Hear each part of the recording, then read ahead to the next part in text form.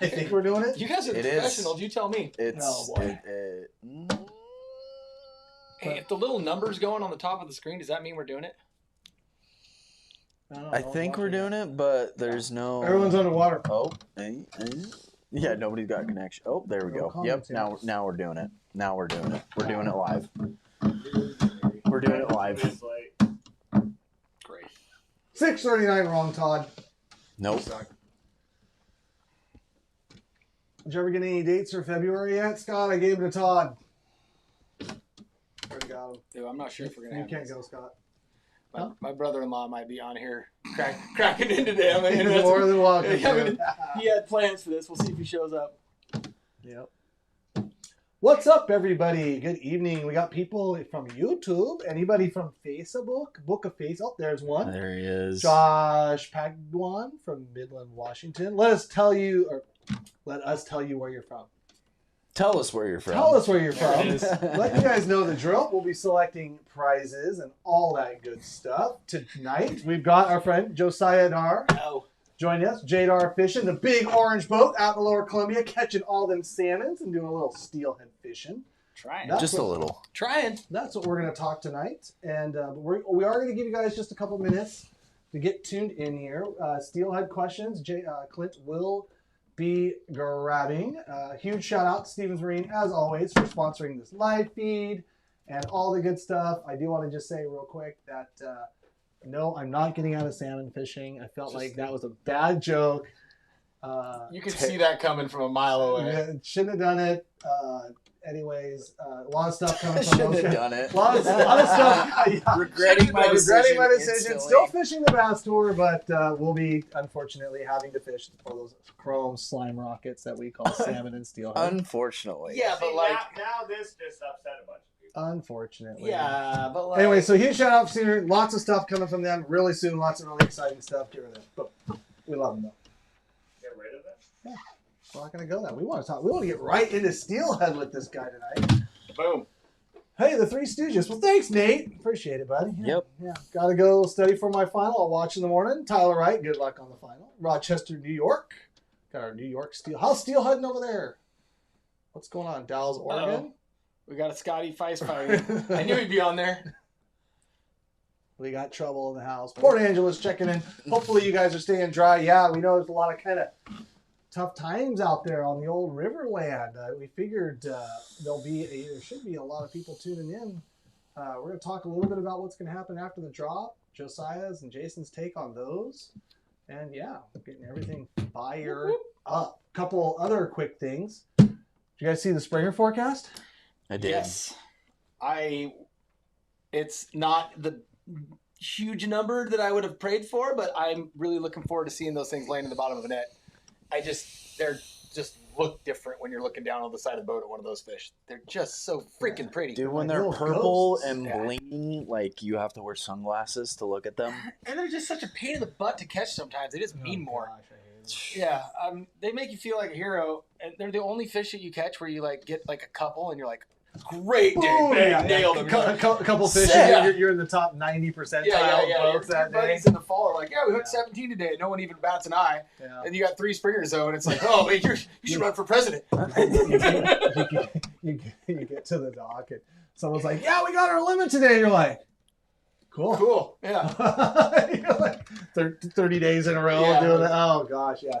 Fall and springers hit different, but it should be enough to get a forecast. I mean, the forecast is enough to get a couple seasons out of it. Kind of the standard gorge fisheries and Willamette. I mean, there's some fish there. Like, shouldn't be anything too crazy as far as a swift kick in the nads. And then, of course, they're always forecasts, and they're always right. So. Yeah. Who knows?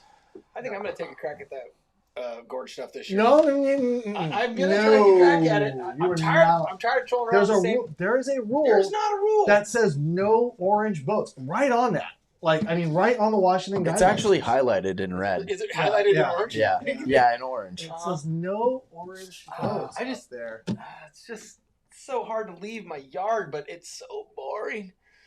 It can be. No, I don't. God, it's boring. It's hard though because even when it's good, it's boring. I get it, and it can be really good sometimes. Dude, and it can just get so monotonous. The only thing I don't like about your backyard is like when you're in there and it's like it's slow. Like sometimes there's just nothing you can do. No. You can't make a move. You can't go anywhere else. I mean, you can, but it's like if the fish, sometimes they just get so stubborn. They have to cooperate. And then, of course, the next day you don't go. You hear, oh, there was like 60 caught, and you're like, no. The even worse, springers, appreciate it. Even worse is having like 2 or 3 consecutive good days. I will never forget this because I had 2 of the better days I've had in a row, and I told my guys on the next day, I go, I might have to pay the piper today. And they're like, what do you mean? You've been clobbering them. And I'm like, I know, but I have a feeling. And I trolled around with like 6 rods for 7 hours without a bite. And I remember thinking to myself, like, I kind of knew that this might happen. This does happen in here. And you know, obviously it didn't change a darn thing. You know what I mean? It's not like we changed anything, but like. Were the fish there? That was before I had a. Oh, yeah. So, yeah, that's the thing. That's the thing. See, now you never know, like. Now I know. Yeah, now we know. It's like, oh, they were there and they were just being jerks, or though they weren't there, as sometimes I don't feel like those fish are that hard to catch. I've never thought that they were. I think we get a lot of them that go by, but I haven't looked at it as quite like you have extensively. But boy, you can tell when they go. I mean, it's like. Yeah, he's on the string. Here he comes. It happens and even quick. Way before live scopes, you could tell. Even with just a little old, regular old stuff, you could be like, hey, there's a red blur 2 feet off the bottom. Whack. Maybe that was a fish. Boink. Yeah. Yep. Oh, jeez. Yeah. No, I'm dude, anytime, any springer. I don't care what they're, any springers are good springers.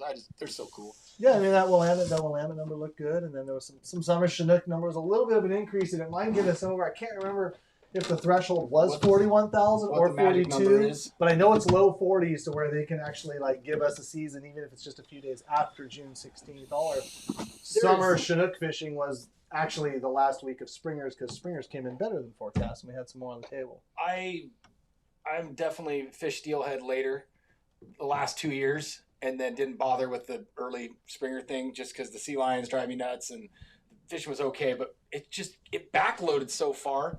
It was hard to book early and not fish late. I'd rather steelhead fish late. Yeah, I was going to say you're better off steelhead fishing later and springer fishing later. And I've always believed that, like with those early springers, like when we used to be able to go catch a couple, like every now and then, like towards the end of February, early March, like it wasn't unheard of. I just think it's just it's a numbers thing. Like when they're only trickling in, and you have that massive ball of predators that are just picking on. Like if they're only coming in like one at a time, they don't have a chance. You have to start getting schools moving where they have cannon fodder. Yep. Do you remember there? I mean, like we were laughing about this on the other one, but like we're old enough to remember. Like, do you remember there being as many sea lions when we were kids as there is now? Like, well, absolutely not. I remember fishing in February and March, not a ton, but at least enough. And I don't remember seeing them anything like what I do now. So that's there's no question. No, they were not. No, they were not there. I mean, we'd be up sturgeon fishing in the wintertime, like all over the place, like even Martin's Bar, Martin's Bluff, and all that stuff. Like when we had those keeper sturgeon fishing, we never saw sea lion. Yeah. No, they did it. No, ESA did a good job bringing them back, but then we just decided not to manage them anymore. And now, now you just created a bunch of animals without a predator when we were their only predator. Yeah, they really like sturgeon. And how's that working out? Poorly. Oh, we haven't got to fish those in quite some time, right? Anyways, well, let's talk some steelhead. Yeah, we hope you guys saw a lot of comments out there. Rivers in my backyard, all that stuff. So if the river's in your backyard now, I'd love addresses and GPS locations to all your houses. Yeah. Call me. Call me. Everybody likes a little private access. We get it.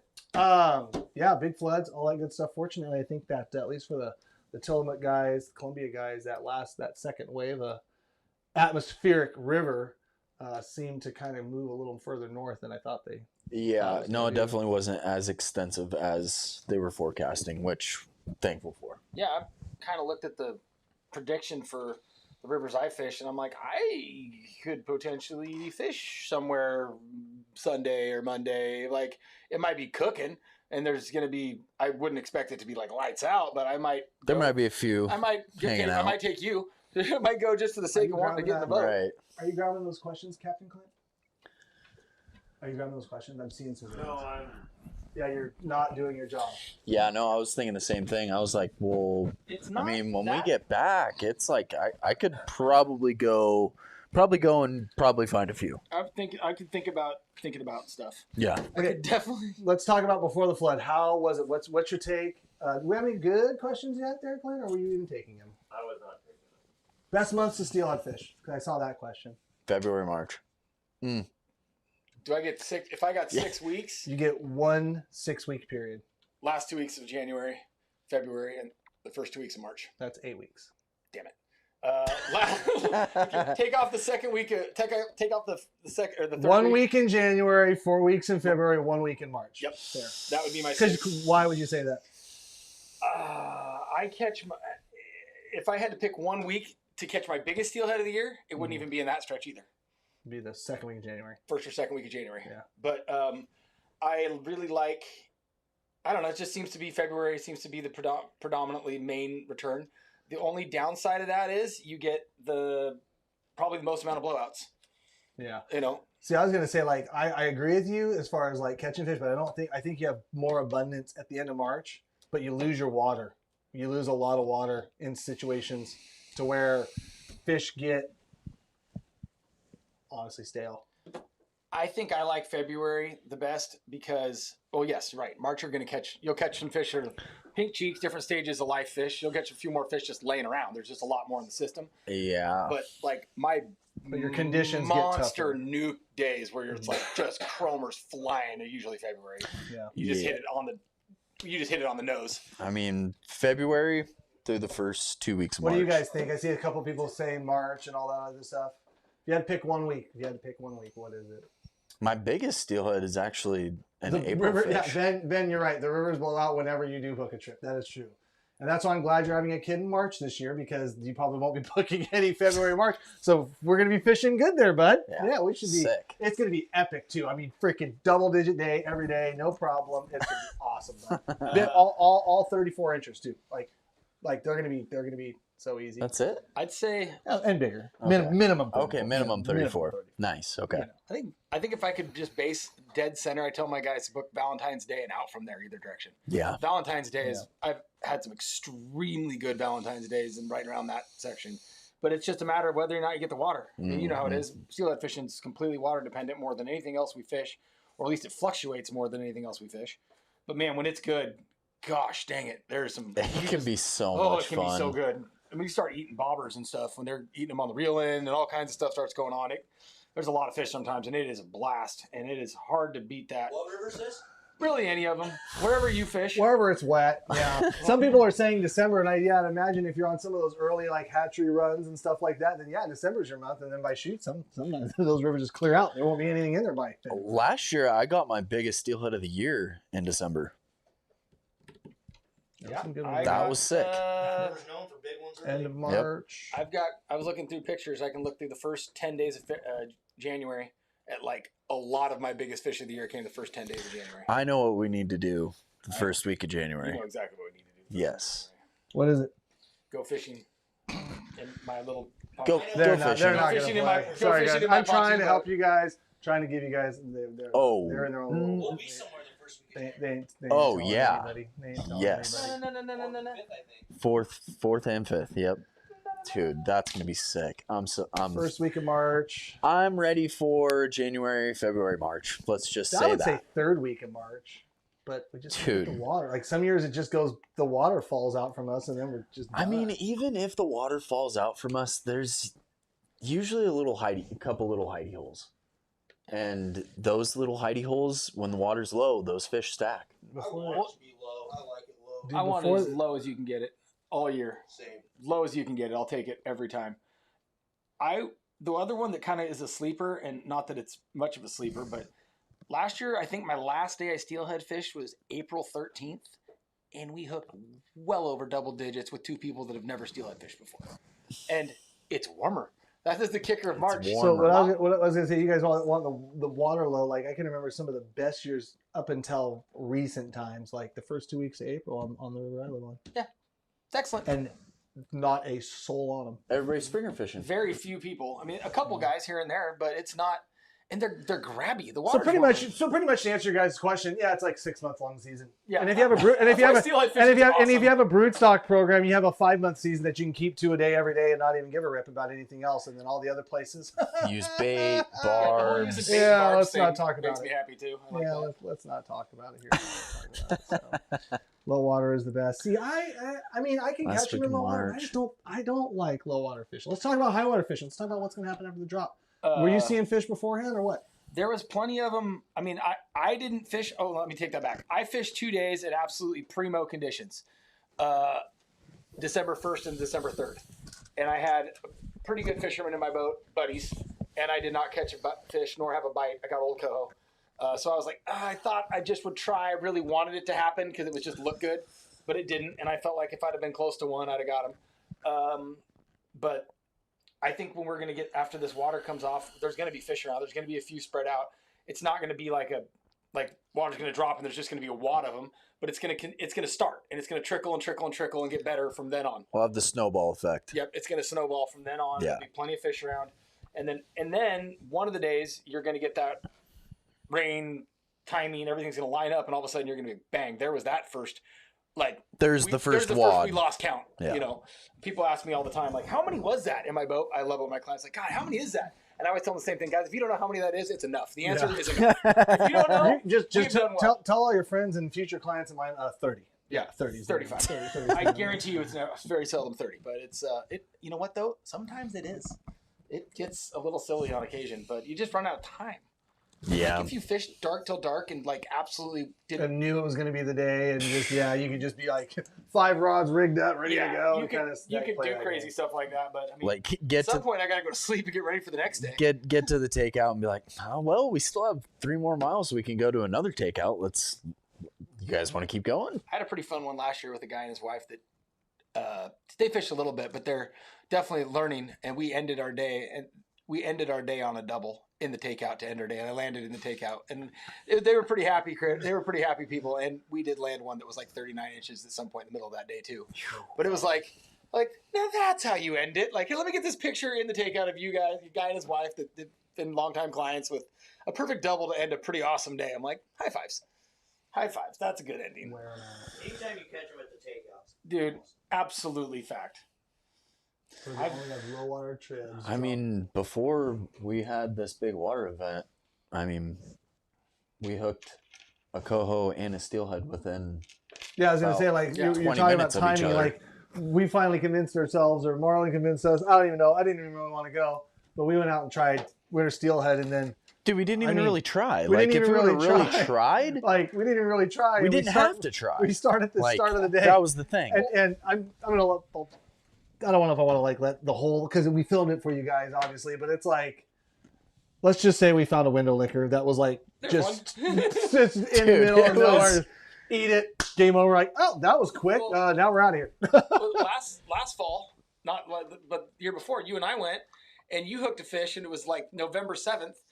It was early November. You and I fished. Oh yeah. And you're like, and it jumps and came off, and you and I both looked at each other, and you're like, that looked like a steelhead. That and wasn't a next cast, coho. you got one. Yeah. And you got one. And I was Yep. like, did that look like That was the one sitting next to the one that bit the first time. Yeah, seriously. offspring of that window licker? Yeah. No, that was a year before. Remember that? Yep. It was just you and me and I think Yeah, it the year before the was fishing our other was- buddy Brandon. yeah, Brandon Yep. with us. And we all looked at each other like, boy, that sure looked like a steelhead. And then you drained one next cast, and it was a steelhead. And we're like, oh, That just that happened. tracks. Yeah.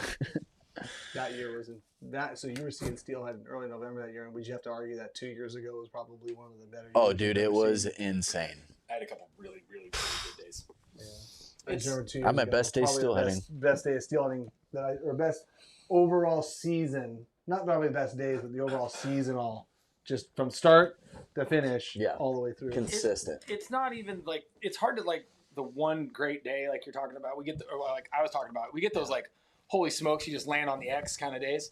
But like when you go over the course of like a 10-day period, we're like, holy smokes, how many fish did I hooked in the last 10 days? Dude. With various levels of fishermen in my boat, and, Yeah. water conditions, and like it's been good this whole time. Yeah.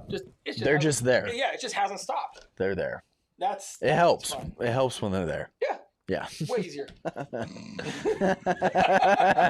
Way easier. All right, so talk to people. What do you think's going to happen after this drop? So everything's flooding. We're all fishing new rivers. Wood's going to move. Stuff's going to move. Like what you were going through on the podcast a little bit. Like your kind of theory on, because I know everyone is just literally sitting there tying leaders, making beads, tying rags, whatever the heck, puffballs, all the things, and getting ready to go. I think that a lot of us are going to go out there and we're going to burn a lot of energy and try real hard, and there's going to be fish, but it's not going to be like lights out. But the cool thing is we're all going to be so geeked to go out. It doesn't matter. I don't expect to go out and hook 15. I'm really hoping to go out and get a couple, and if I get 1 or 2 or 3, boy, am I ready for the next bump and then the next bump and the next time it drops in. Like, because every time it happens from now on, there's going to be more and more and more fish. And I don't think it's going to really let up until the end of the season. Really, it's going to be the middle of March before I think that the bumps start washing more fish out than bringing fish in. Moving away from you, then bring them to you. Yeah, I think it's going to be pretty much every bump for the next, 3 months is going to be fishy. So it's the start. It's ready. It's time to get after it. We probably didn't have a lot of fish to begin with, and now we had all the water in the world. Yeah. Little too much water. When it floods in the fields and goes in, people's yards and stuff, I think it kind of messes with the fish. Like you said earlier, it washes them in, but I think it also blows some of them back out in the ocean, and they don't necessarily want to fight all that water. So I got a feeling you're going to see. I got a feeling you're going to see fish, but it won't be like holy smoke good because A, the timing's early, and B, it's in the street floods. Early steelhead remind me of like early springers. You always see the ones caught.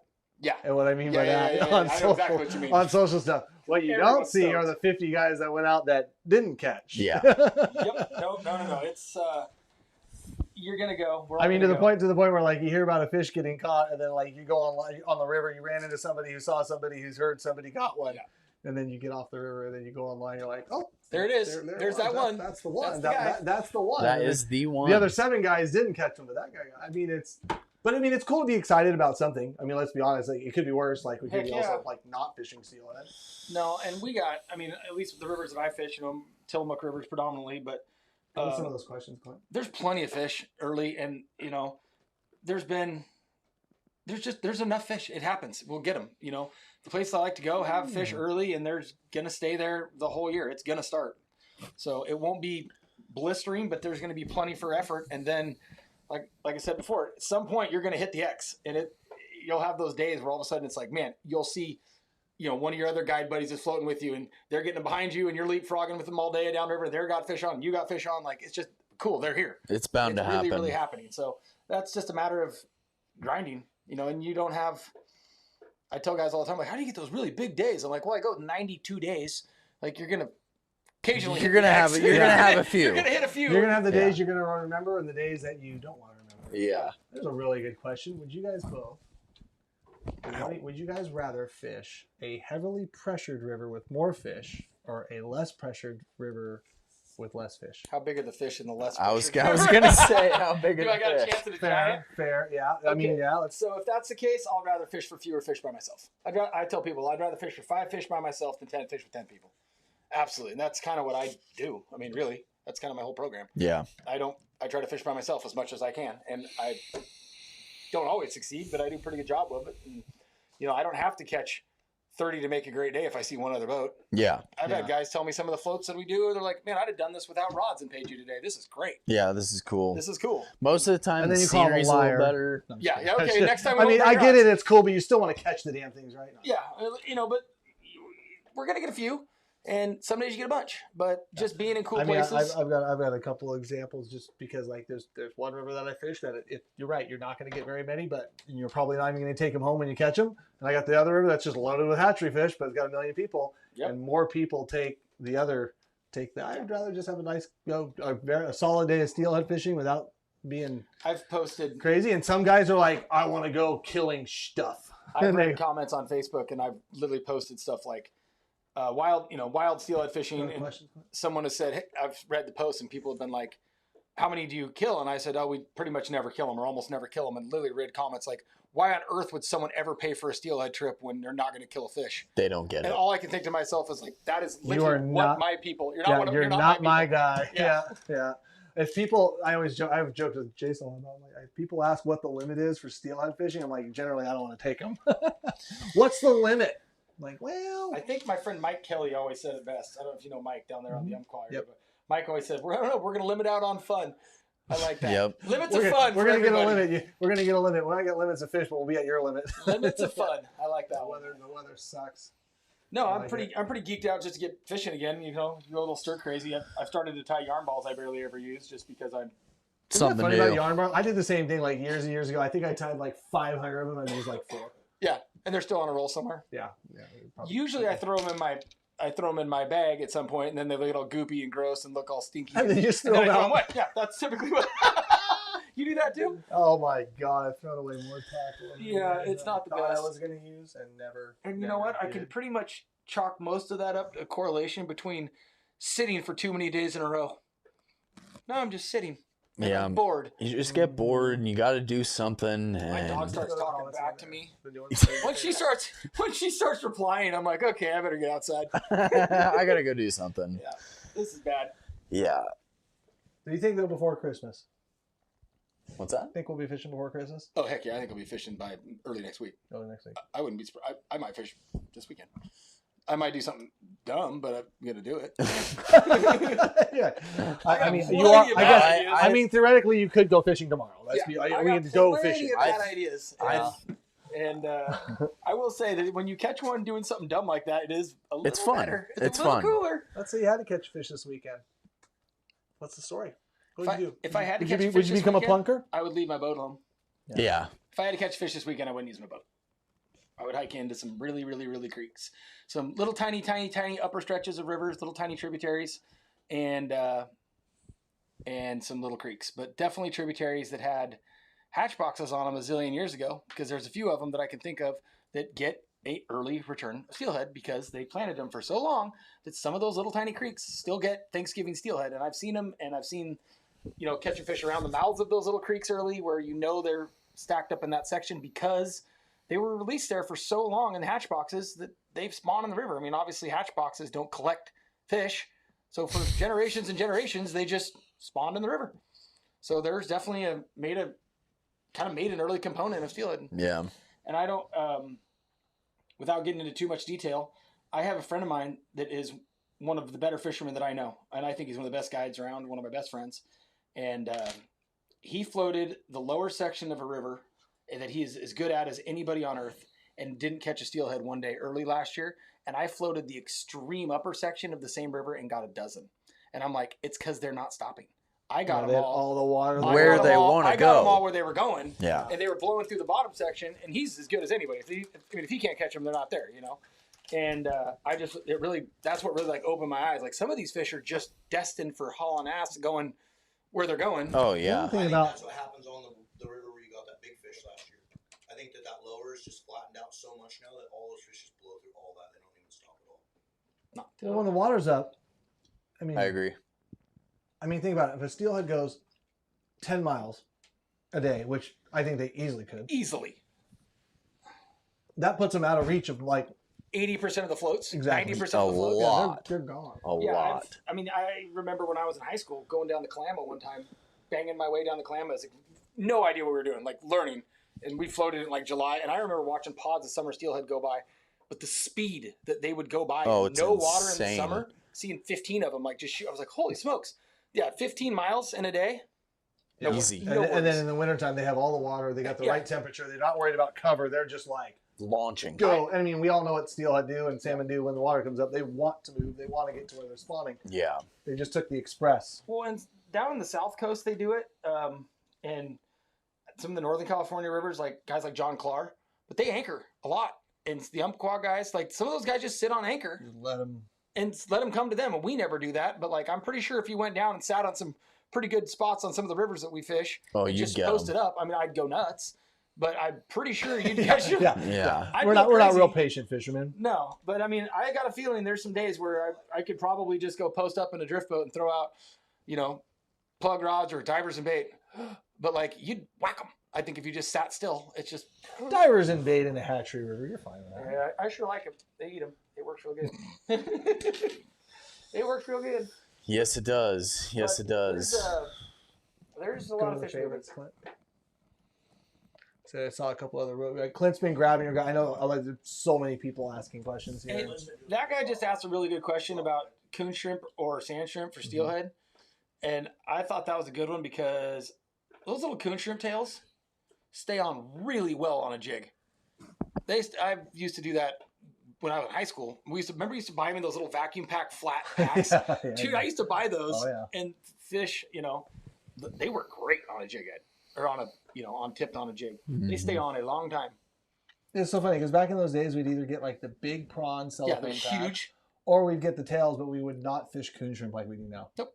That's been like a freaking last 10, 12 year thing. I mean, it's been pretty wild. I always think about all the really good days I had steelhead fishing back when I was in high school and growing up, thinking of, just on orange flatfish, which obviously are great, but I wonder how we had caught if I'd fished coon shrimp and a spinning glow back then. I mean, if I'd have known, I didn't even know any of that. So orange. Oh, there's always a giant Atlantic prawn in the spinning glow. Yeah, even in the summertime, you'd fish one that freaking big, and they just come up and just start trying to eat that thing. Crush it. Yeah, a little X5 with shrimp salt smelly jelly was the ticket, man. Well, we got to fish an 8 mil bead. Fun. Yeah. Sometimes you do. You guys should try eggs. It's awesome. Try eggs. Do you guys do any forecasting down in those areas? Do they do any because the North Coast Washington, they try to play with escapement and forecasting and stuff, or? I have no idea. Yeah, I just go fishing and there's a bunch of steelhead. There's a bunch of steelhead and I just go catch them. It's weird. It's weird that concept of broodstock down in your area. It does work. Let's talk a little bit about going through the start of the year. We're all sitting here pouring over our gear in the garage, doing all that kind of thing. I've got one this year that I want to try and get kind of back into. But what are you going to try to tackle this year? What is something that's you're looking at because I knew and I both know you're not just going to bobber dog every damn day. You're not just going to jig fish every damn day. Yeah. You're going to do some other things and some other tricks and stuff. And what are you plotting this year? What's the thing? I know exactly what you mean. What's the thing you're going to try and do a little different this year and get 2% better? I think I'm going to try and drag like I used to when I guided in Alaska. And I straight up drag pencil lead behind the boat in some holes that I don't normally I skip. A lot of times I'll blow through stuff because I'm just trying to get through it because I catch fish in the holes that I catch fish in and I kind of know my timing, where to spend my time. But I think that there's a lot of holes that I skip that would be really good, mostly the big deep salmon holes. Some of those holes that I kind of just blow through and fish the tail outs of. And instead I'm going to pitch big chunks of pencil lead in the head of them and drag them behind my drift boat or my raft and just try and fish a little bit different. I've watched some guys do it. I've done it a long time. I know it works. I mean, shoot, when I fished steelhead with, Bob Kratzer back in the day, we just pretty much drug behind the boat and we caught the crap out of them. And I remember thinking to myself, these are summer steelhead. It's low clear water and we're in a 26-foot boat and we were torching them right behind the boat. So what am I doing trying to stay off of them in dark green water in a hole that's 14 to 18 feet deep in some of these coastal rivers? I'm sure there's a lot of fish down there that if I actually drop 6 inches of pencil lead down there. What's 90% of steelhead? Get near one. Getting something in front of their face. Put it in front of their face. That's it. And them being there. They got to be there. I tell people this, I must say it 100 times a year in my boat. They're not hard to catch, guys. They're hard to find. I still remember a day Marlon and I were floating a river somewhere down in those neck of the woods, and we fished all freaking day and absolutely pounded the water to beat the band. And we were kind of going through big, deep salmony water. And then we were going through these beautiful, textbook just steelhead runs. I should be able to go through that run, put an X there, catch one there, put an X there, catch one there. And we were catching nothing. Nobody. Who are we floating with on that? You know where I'm going with this. Yeah, other YouTubers. Yeah. Oh, that's right. Other YouTubers float. That's right. We're floating with Jordan. I remember that. But regardless, we're floating, and we get to this last deep hole, and I finally pull the raft over. I go, that's it. I set a bobber to 25, 28 feet deep and throw it out there first cast. Boom, get one, get another one. So it wasn't like it was loaded, but catch a couple fish. I'm like, all right, we're going to get them now. Roll around the corner because we've never been on this river. Roll around the corner, and there's a takeout. I was like, dang it, we finally figured it out in the last hole. So to not think that what you're talking about dragging and doing like that, to not think that a steelhead won't go sit in 25 feet of water, it's pretty outlandish. Something to be said about big deep holes and big fish. Yeah. Big fish like big water. I can't say that I can go back to my, just mental Rolodex of some of the bigger steelhead we've caught, and there's almost always been something weird about those places where they were either huge boulders, really big boulders, or I can think of one in particular that was dead center of a tail out in 2 feet of water out of however many big ones we've got over the years, but almost none of them were. They were right in the heads of holes, or they were in a deep spot, or they were right next to a big chunk of... They hide better. Somewhere hard to get. They just hide better. Yeah. I've just always thought the biggest ones, and they have more body and more power. They can sit in... They're more comfortable in bigger and scarier water. Yeah. I got one spot on a river that I fish, and I've caught 3 steelhead in that little riffle in my life, and 2 of them have been over 20 pounds. But you've only caught 3 of them there. Caught 3. But you fish it every time. I floated every time. I throw it in the same spot every time, and I've caught 3 steelhead in that hole, 2 of them have been giants. Biggest steelhead I've caught in the last 5-10 years, and bigger than anything like I've even been a part. Well, no, I lied because we got lose fish last year. Regardless, was in the most just stupid, obscure, like just dumb spot. I don't think I've ever caught a steelhead there before, but it's like, I mean, in a glassy, right? Not a spot I've ever caught another steelhead in. Yeah, it's just sitting there one day. It's a trip. It was swimming this way. My jig was going this way. And that was the end of it. They ran into each other. Steelhead are weird. Steelhead are weird. Is there going to be a decent amount of B-run coho after this flood? Probably not very many. I would guess this is going to wash the remainder out. I feel like this was probably the kiss of death for that, because coho will swim up anything. They'll swim up a freaking farm ditch. A farm ditch or a creek that someone took a leak in a little while beforehand to raise the water level up, and they'll swim up it. So I have a feeling that they're gone. They are gone. You're no more. Weirdly catch one somewhere, but it's not. Yeah. Not a pursuable target. I don't believe at this point. Nope. What's your favorite? Oh gosh, there's the favorite color. There's the color question. What is it? What's everyone's favorite? Favorite, like if I could pick a bead, dude. The bead. The OG. I don't know if you know about the OG, but the OG lured bead, just an orange steelhead orange lured bead. You know, we used to buy those from a tackle shop in Philomath, Oregon, before they were ever lured beads. There's a little guy at Fisherman's Corner, and it was in Philomath or Monmouth, and he would sell them in little packs of 3 spinner beads when I was in college, and we'd go buy him orange ones off his counter, and finally he's like, I heard some guys went down to the North Fork, and just crushed them. They were using these little... It was you guys. And then he realized, and then all of a sudden they were really expensive. What a jerk. Yeah, and then somebody figured out where they were getting them, and then the whole company got built on those. On that one killer orange color. And they were different back then. They were a little different orange, and they weren't quite as dense. They were a little less dense. But there's a... You're not a sweet pink cherry guy, or what's the other one? Nail polish. Yeah, mine are pretty much all... What's yours, Jason? I already know what it is, and you're going to see it in an episode because you're going to hear it 100 times. And I think even at one point in time, I turn around and go, if I have to hear you say that again, I'm going to freaking deck you. Okay, say it one time. Say it now, though. I mean, dude... Say it now. I want to hear it, because I have no idea. That nail polish bead that we have is, it's a killer. It gets... I caught fish on in every river from the Olympic Peninsula all the way down to Southern Oregon. That's what I got my big one on last year. Yeah. Guess what size? 20 mil pays the bills. 16 mil pays the bills. No. No, it doesn't have the same ring to it? No. 12 mil pays the bills? 20 mils pay the bills. 20 mils pay the bills. I guess it could be because it's a $20 bill. That's why it kind of has a... It does stick. It's got the ring. It's got the ring. 10 mils. I got a friend of mine that... 10 mils pay the bills. I got a friend of mine that... Not a guy, just a good fisherman buddy of mine. And he fishes those 20 mils in the lowest, clearest, smallest creeks. Yeah. And, dude, he ropes them. I mean... behind people. And I can't help but wonder if it doesn't have the same freak out effect like a worm sometimes. Yes. Like it's so in their face. But he gets them. And I'm talking like not in a million years would I have thought like to go to that. He just walks up, flops her in there, doink. I heard this analogy a few years ago is, okay, think of you're looking at the sun, right? And you have a baseball coming towards you. Right. Okay, I'll move out. You lose it in the sun. Exactly. Okay, I get that. And then you're staring at the sun, and then a big basketball comes, and then it blocks out the sun, and you can see it, and it's all you can see, and they hit it. God, you're like 13% smarter than I thought. That's pretty good. Just 13%? 13%, which puts you at a whopping 23%. Oh, that's a great analogy. Yeah. You're moving up there, bud. I mean, no, that's actually something that has always stuck with me. I dig that. I I would have to agree with you that they are seeing a 20 mil come at them a lot further away than a 10 mil.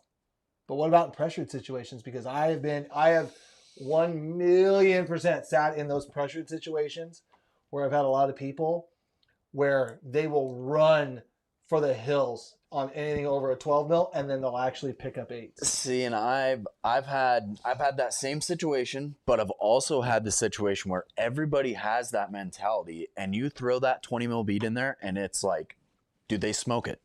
I mean, same thing with okay, everybody's necking their worms down to 3, 2, 3.5 inches, and then you throw a big 6-inch worm in there, they crush it. I think it's a freak out factor. More of the freak out factor. I don't know if you guys know. Well, I know you know Mike Z, but I remember fishing with Mike one time years ago, and I first cast through this, and he said this is one of the most automatic holes on the river. If Mike says it, it's truth. And my first or second cast through, I threw a bead through there, and it just bobbered just went doom, doom, before I could even lift. I'm like, oh, that was fish. And I made 5 or 6 casts, and Mike's like, switch beads.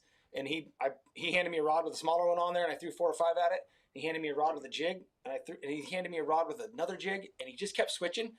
And like his 4th jig, and dude, I'm telling you, it was like a 16th ounce jig. It looked like a nymph. I mean, it had like some brown hackle on it or something. Like whack, and I finally got that. It was a big fish too, but he's like, no, it's there. And Mike just kept putting on smaller. I mean, it was like pocket lint on a hook at the end. But it got it, and it bit it. I'll never forget that because I was like, I would have never caught that fish. I would have kept throwing at him and got frustrated and I just floated off. But throw your worm at it, throw a different bead color, then bail on it. I'll catch him tomorrow. But do you think that fish eats a 20 mil though? I don't know. That was back before we were really throwing that giant stuff at him. That is true. I think it's time and place with everything. I mean, if there was one, there is no silver bullet, I think, for steelheading at all. But like, there's also things that we've like slept on for a lot of times because I'm talking those 100 fish episodes. Like, you could throw that 20 mil all day long, and then you'd watch them run from it. Right. And then the next ones would move in, and people would triple on little beads because they would pick those up. I would say, didn't you learn a bunch from the Steelhead movie? Like, that contradicts what Jason. That's okay. Right. Well, there you go. Like that too. That could be a whole nother. That's a whole nother planet. Yeah. When you go from like catching nothing to catching 50 a day by making those adjustments to super tiny. But I mean, those are trout. Those aren't real steelhead because they're from the Great Lakes and they're not salty. So we can't even call them. They're not even in the same discussion. Don't kill me. Don't kill me. I'm just joking out there, Great Lakers. I'm just trying to knock Jason's percentage back down. Like, you'd fish that 20 mil a day. You would not. We'll take that right. You kind of earned it, but it is. I think it's still very conditional based. Now the 20 mil might work in more. I feel like the 20 mil probably works in more areas than an 8 mil will, just because they can see it more. But there's still going to be that 10-20% time where they're going to run from it. Yeah. It's cool when it works, but it seems to be, I think you're more often than not going to do better going smaller than going huger. Yeah. But it is pretty cool. You got somebody like Jason in your boat or your buddy, because there's always that guy that just sticks with it, and he catches the 2 or 3 fish that you wouldn't have caught had you not tried that. So it's fun having the guy that always is doing something that might be a little extreme, because it's weird how often that works, and that's 1 or 2 more for the total. Yeah, yep. It pays to be different, whether that's bigger or smaller. And God, I knew you were going to do something about that. I knew you were going to say something, Captain Clint. What did he do? He's just picking on laughing. It's just for no reason. It's too easy. That's what she said. Yeah. Oh no, I didn't. Don't even know. Don't even. No, I'm being for real. I completely missed it too. I don't know. I started laughing about something else. I was laughing about this one that I just. Yeah. Don't underestimate the chartreuse bead or maybe that little cluster Clint was low holding with last year. Yeah. And we know. Yeah. That's what I was like. I don't even know what you said. Was it? I don't know what you said. I'm being. Okay. You guys are idiots. All right. Okay, here, back to this. For sure. You guys are idiots. Yeah, back to that. Thank you. Mm-hmm. Do you ever do any of that little, what do they call those little drifting spoons under the float? Oh, the little spinner. I don't know what they're called. Stinger blades. Is that what they call them? They call them a stinger blade. Where you put like a spinner on this swivel thing? Yep. And like they do up north. What do they call it? Yeah, it's a freaking BC thing. What do they call that when they do that? I'm pretty sure they call it a stinger blade. I don't know. I've seen I've guys. never heard. It's not a stinger blade. Hang on. Never tried it. It's like beginning of the sea. Never done it. Yeah, Jason's never done it because he doesn't know what it's called. Okay. I'm saying you know what it's called because you do it. It's not a stinger blade though. You know what we're talking Yeah, I about. know exactly. Is it a stinger blade? I don't think so. No, I don't think it's like. Those. Oh, yeah, those. That? One Yeah, what are they What called? are a those? stinger braid. But That's where he I saw got it you, from. Jason.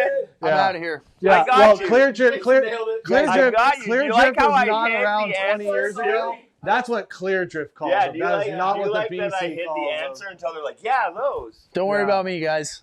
I'll be over here. Bye. Great, we just lost Jason. Yeah, I was gonna say because that's not what they were called 20 years ago. I know what you're talking about. I don't know. You, I was gonna say that's what clear Look, drift calls them, and they're honestly a fairly new company. I have safely say I've never tried that. I think it would work. I would just use a heavier inline weight so that I could hold them back a little bit to get it to work. That's what my buddies in Canada fish like that a lot. God, I remember one time Marlon and I were floating somewhere for Coho, and these two old boys were down like swinging those with a bobber, and just kind of putting a little pressure on them and just swing, and they were freaking. Lobber. They were. Was it for Coho? Or was it for Steelhead? Look at this. I You can't talking like remember. this? Yeah, that's exactly it. Mhm. What were those guys called, guys? Yeah, see, everyone's calling them stinger, but I'm talking before clear drift time. Way before clear drift time. Well, if you remember, like on that old Amato Publications video, float fishing for steelhead like a zillion years ago, they were up in Canada, and one of the guys was fishing one. They did like a Yeah, it's been around. That was 30 years ago at least. I bet. That was on a river that I don't even think has steelhead. Would you? anymore. Yeah, I say, would you guys ever do a skiing trip video? Sure, I'll do it. Yeah, I'm not. I'm not. All right, go new questions. This is new. You want favorites? Oh, favorites. I meant favorites. Excuse me. Sorry, buddy. No, we're not going to talk about the freaking Columbia River endorsement. Here, what about this question? Would I'm you rather interested to see what you people say.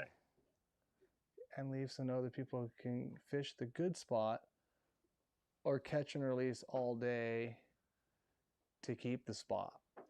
I mean, that's kind of I think that's up to whoever's in the their own, spot. each to their own. I mean, I think Cameron, you take people for a living, and you got kids, and you like watching people catch fish. You don't do our job unless you enjoy watching, helping people. So I think it'd be pretty cool to bump my 2 fish and then try and help a guy or two. But I don't know. I mean, at the end of the day, that person, whether they It's up to them. kill their 2 and leave and They're legal or to catch. stay and catch 20, because let's be honest, winter steelhead aren't like necessarily like the meat fish. Well, They can be. and here's the other kicker: like, you're never gonna have a 10 fish day if you kill your first 2 and leave. Like, just because you're in a great spot and you want to have a great day, and if you dump 2 in 10 minutes and you got 4 hours to fish, I mean, Yeah, that's you drove 2 hours to the river, woke up Yeah. at 3 a.m., Yeah, you killed 2 fish in 2 casts. Like, got the spot. No, I hear you. I'm not leaving any. I'm not leaving I got 2. pretty good. I've let go plenty of fish to keep fishing. What's even cooler is if you're in a populated area, though, I've hooked a lot of fish and handed them to somebody next to me, especially if there's little kids around or someone that clearly doesn't kind of looks like they're Yeah. learning. I've just handed rods to people. Like, hey, come get this. Here you They're go. totally legal and they get to find it. And if it comes off, who cares? What's the ideal viz of a river you all prefer? Unlimited. What? No. Unlimited visibility. You like it that clear? Not quite unlimited, but 6-7 feet. Okay, that's I mean, not quite crystal clear, but I don't have rivers with dams that get that clear. I never get it quite. Yeah, no, ours get pretty darn They freaking always clear. stay pretty green looking, even when they are clear. Yeah, mine's. I don't. You'd be surprised too, because a clear river sometimes you'll drop a GoPro and you'll think it's like super clear, but then when you drop a GoPro and you realize Disappears. it's not as clear as it looks. Disappears pretty quick. Yeah. No, I always figured if I can see, 7 feet down, they got to be able to see better than I can. I don't live in the water, I mean, I figured I can see. Yeah, they probably do a little more. Yeah. Than they can, so I thought you lived in the water. I do sometimes.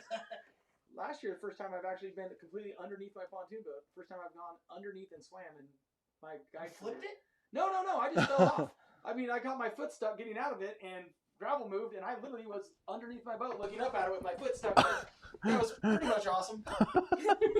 First time I've done that in my guide career. Just looking up at the bottom of my boat, floating down the river. So before your time, Oh they, my before your time, The Jason, they button were on called mic on the- I teaspoons. knew you were gonna come back with something. They were called teaspoons. No. Teaspoons. It says right there. Yeah, it They're called teaspoons before Clear Drift renamed them Teaspoons. Stinger spoons. Teaspoons. Gotcha. Right there. Picture, teaspoon. Drift blades. Drifting spoon is called a teaspoon. Drift blades. Before all these new long-haired whatever kids got involved. Oh, you flat billers. Sorry. Flat billers. Flat billers. Flat billers. Here we go. That's funny. I'm rocking it now. Internet says these are teaspoons. Shut the heck up. Clint, Captain Clint, stay out of it. That's the British internet. How about bald spoons? All right. Okay. That's why we just Okay, keep guys, it out let's of do it. There's a this. bunch of questions in here. Yeah. Some of these are for Marlon when he comes in for housekeeping Yes. at the end. I see But, that. Yeah, you guys, we do have you'll a see. sneak peek of the drop here coming up in just a little bit, but we do want to take a few more moments here. We got Josiah in the house, and some of your questions are pretty good. Some of your questions are pretty stupid, to be honest. Some are better than others. Some are better than others. What's up? Have you done anything just about him? Will you please? Just like calling him and guiding him, just the general J-Darr questions before he leaves. Let's do it. All right. So give people the rundown. Give people your year rundown, where you're at, what you're doing, and Cool. So I mean, from basically there- like we did in the podcast. So December, usually right around the middle of December, I start steelhead fishing hard. No, start out with my name is Josiah. We're gonna go all the way back. All right. My name's Josiah Darr. born in a barn. Scappoose, Oregon. I would ask you if I was in there is what made you become a fishing guide? Why did you become a fishing guide? Blah, blah, blah. All right. So, shoot, yeah. My name's Josiah Darr. Grew up in Scappoose, Oregon. Been steelhead fishing. Just kind of fell in love with it when I got out of high school, right about the end of my high school career, and then took a guide job in Alaska, Katmai Lodge when I was 19 for 3 or 4 summers, and thought, man, this guiding thing's cool. And then I went to finish college and actually took a real job in downtown Seattle and hated every minute of that, and ended up moving to Tillamook. And so I actually finished college and decided I was going to be an adult for like 2 years, and that was not the move. And so I started That wasn't it. not the that wasn't it. That's not it. So yeah, started guiding in Tillamook for part-time, working for the newspaper in Tillamook, writing, and shoot, I've always just been writing for magazines and guiding, and a couple years ago, it just wasn't really cost effective. I was working for Clackcraft and absolutely love working for Clackcraft. Jake and Bruce, just a killer spot. Absolutely love those guys. I think they make the best drift boats you can buy for what we do on a daily basis. I just don't think you can have a better boat for our program. Yeah, shoot, did that, and it wasn't cost effective to keep going to work anymore. Started getting enough customers that wanted to go steelhead fishing and salmon fishing, and all of a sudden it was like, shoot, and that was 7 years ago or 6-7 years ago, and I don't know if I could do anything else. I'd be pretty unemployable right now. I just want to go fishing, and it's just such a good program. I love doing it. I love taking people. I love showing people what I like to do, showing people the places we get to go. It's just too cool a job. So it's kind of how I started, and then it's about to all start again. We're gonna get this off this high water. I'm gonna start steelhead fishing every day. December through basically the second week of April, just about. Take you back to the roots a little bit. Yeah, I do love. I mean, the money's not as good guiding because you take 2 people instead of 6 like a sled. But Right. I love steelhead fishing. Salmon fishing's awesome too, but I just love the giant green canyons. I mean, even the cold, like it's just cool. Something different about It's it. different. I just love that, and I'm looking forward to doing that again. May, June, July, same thing as you mostly, just fishing right around St. Helens or the Columbia when it's open, the Willamette. August do the Astoria thing. September, usually I crab and coho fish a little bit towards the end of September if the Columbia closes. But pretty much pound the Columbia there in St. Helens night in my yard every day. Last year was absolutely blistering good fishing. So, I mean, that was unreal fun. And then, October, November, December, pick between fall Chinook fishing. Do whatever's happening. The last 2 years I haven't fished at all in October or November because I've just hunted and fished on my own. So that's been awesome. But I just got an offer accepted on a house, so I have to go to work now again. I got to go back to work and back to adulting. I got to be an adult again, so I'm going to go back to work. But yeah, there's a lot of really cool opportunities in Northwest. I mean, as well as I do, you got a million things you can do, and once in a while you just find this little vein, something's cool that maybe didn't happen every year, but the water worked out a certain way, and all of a sudden you got 2 or 3 weeks of excellent fishing that doesn't line up. It could be coho or steelhead early or something, but it doesn't always line up. But I mean, I know you've had those stretches where like you just found fish in a spot they're not normally at, and worked in another couple weeks, and it was awesome. Yeah, it's like late Coho this year. Yeah. I think Coho are probably the biggest culprit for that. Oh, yeah. I've had some Decembers Dude, spots just where I just sleepers. knew there was a pile of them somewhere in Mhm. December, and it's just not normally, but for whatever reason they were there then and figured it out. Yeah. Until you get a flood. They all just Yeah, then it's game over. But you're always out of. You said you're out of Scappoose and then out of Tillamook now. Yeah, I actually live down on the coast in the wintertime. Rent a house down there, and then I bought a house back in Columbia County, and or in the process of it. So that's cool. And shoot, that's just home, man. I love it there. I love fishing the St. Helens. Basically from There's a lot going on in that little 10-mile section of river. There's a Yeah. lot. When you go from the Cowlitz to, our house or my house, and even upriver to basically the top of Savi's, there's a lot of places to fish in there at certain times of year doing different things. And There's a lot of fish that have to go by to get above Bonneville. Mhm. yep. And I think that the last handful of years, probably my favorite really has become that summer Chinook fishing.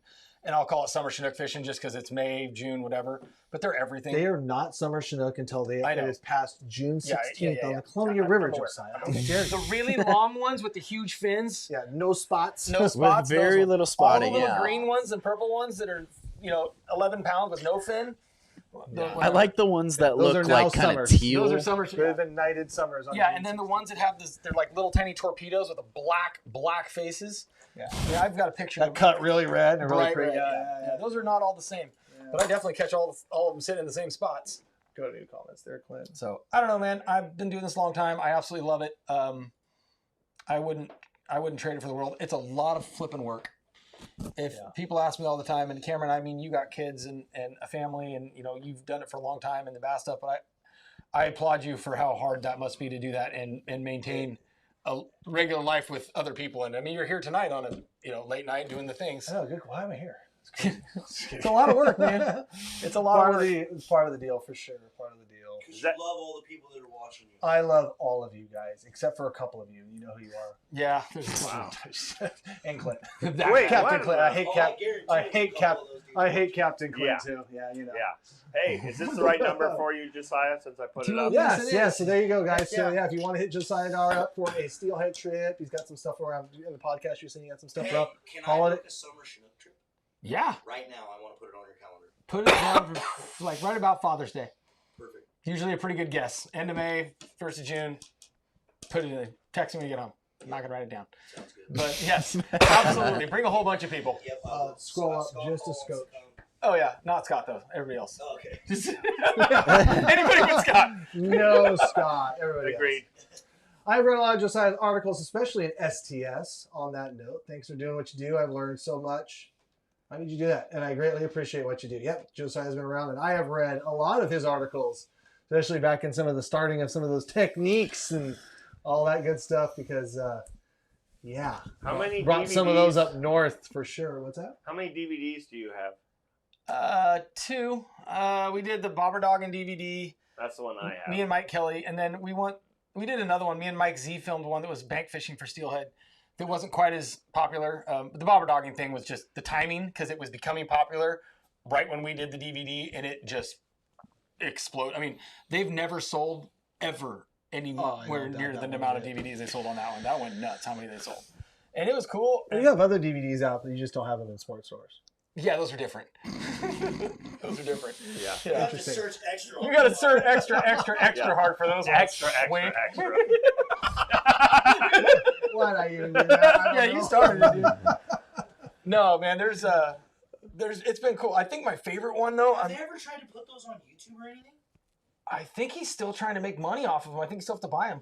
Who produced them? Gene Herring is the same guy that did all the Amato Publications videos for all those Hey, years. there's gotta be You should put it new. for sale digitally or something. I don't Yeah. know, man. It's not my jam. You wanna make another one?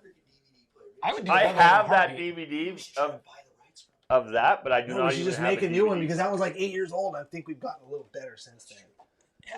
A lot better. You should probably do it different.